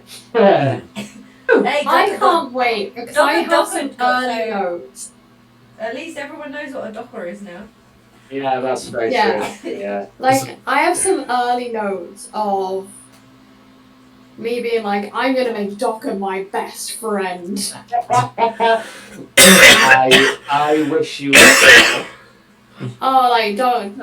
I am so excited. He likes to steal Padwin in his pockets. And Padwin likes to steal his daggers. Yeah, Padwin likes to steal my daggers, yeah. He's a very hateful character, is Docker. However, things have happened and he's changed a bit. But he's still Docker. Yeah, but Marina is suspicious of the boy. Stupid. You remember how Docker was at the start. You remember exactly. Do you not remember when we first got to the Alpha base when Docker and Jason were having a battle of who has the better weapons? No, because Yeah. she wasn't there, was she? And No, she- who was better with them? And it got to a point where Docker was spinning daggers on his fingers. Yeah, I remember Again, that doesn't mean you're not friendly. We'll see. I will make Docker a soft boy on the inside. Oh, you're gonna make Docker love everyone, are you? I'm gonna make them flower crowns. Oh yeah. Oh God. And you thought I was bad. Interesting fact. I don't think Docker's ever been in love, so I think that'd be a very weird experience for him. Oh, Oh, I've just had a wow. really In weird the most idea though. cute way. Moraine's gonna make Docker fall in love with her. No, I'm not gonna. No. I'm not gonna make that happen. No, darling, I'm you need just to gonna get in make you line. feel warm inside. You see, but Docker has never felt love before, so if But he he's had feels friends. love for the He had first friends. time, he might just fall in love with your character. But don't worry, darling. I'll make him feel love. Oh God, is that Don't fair? let it go away, Frank. Don't worry, darling. It will happen. Just be patient with it. It will develop on its own. Docker instantly shoots two daggers out of his hands and just swipes at him. Okay? Alright, so Frank disappeared, so you'll be making those attacks against Kajan. Oh no. I'm 5 feet away. I'm 10 feet away from him. He just get mid-space. He just forfeits his turn next round.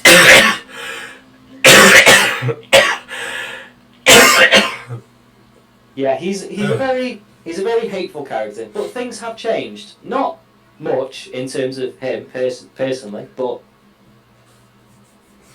Well, you've got the entire campaign to explain that. well, yeah, that's the thing, isn't it? You've got to try and get close to Docker, which is a nigh on impossible task. Zone of truth. No. Yes, so that Not works. in that game, but Yeah, so that works so well for you in the magic shop. It worked Yeah. beautifully. Yeah. We put Yeah. Frank down a giant hole and lost him for an hour or two. Easy. You know what you do. We go into a scary forest, meet a vampire who asks us to tell him his secrets, and then we tell him his secrets are darker secrets. trading. We've definitely never done that before, have we, Joe?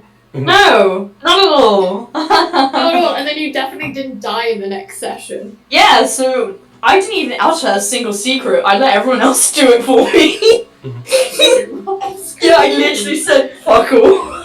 And then you died. Wow. Yeah. Die legend. If it helps, Aya's clapping. So, Yay! I've just made art of it. Yeah. Oh, god. Mine and Trin's character before Trin's old character died. It's great. It's not at all sad or anything. No.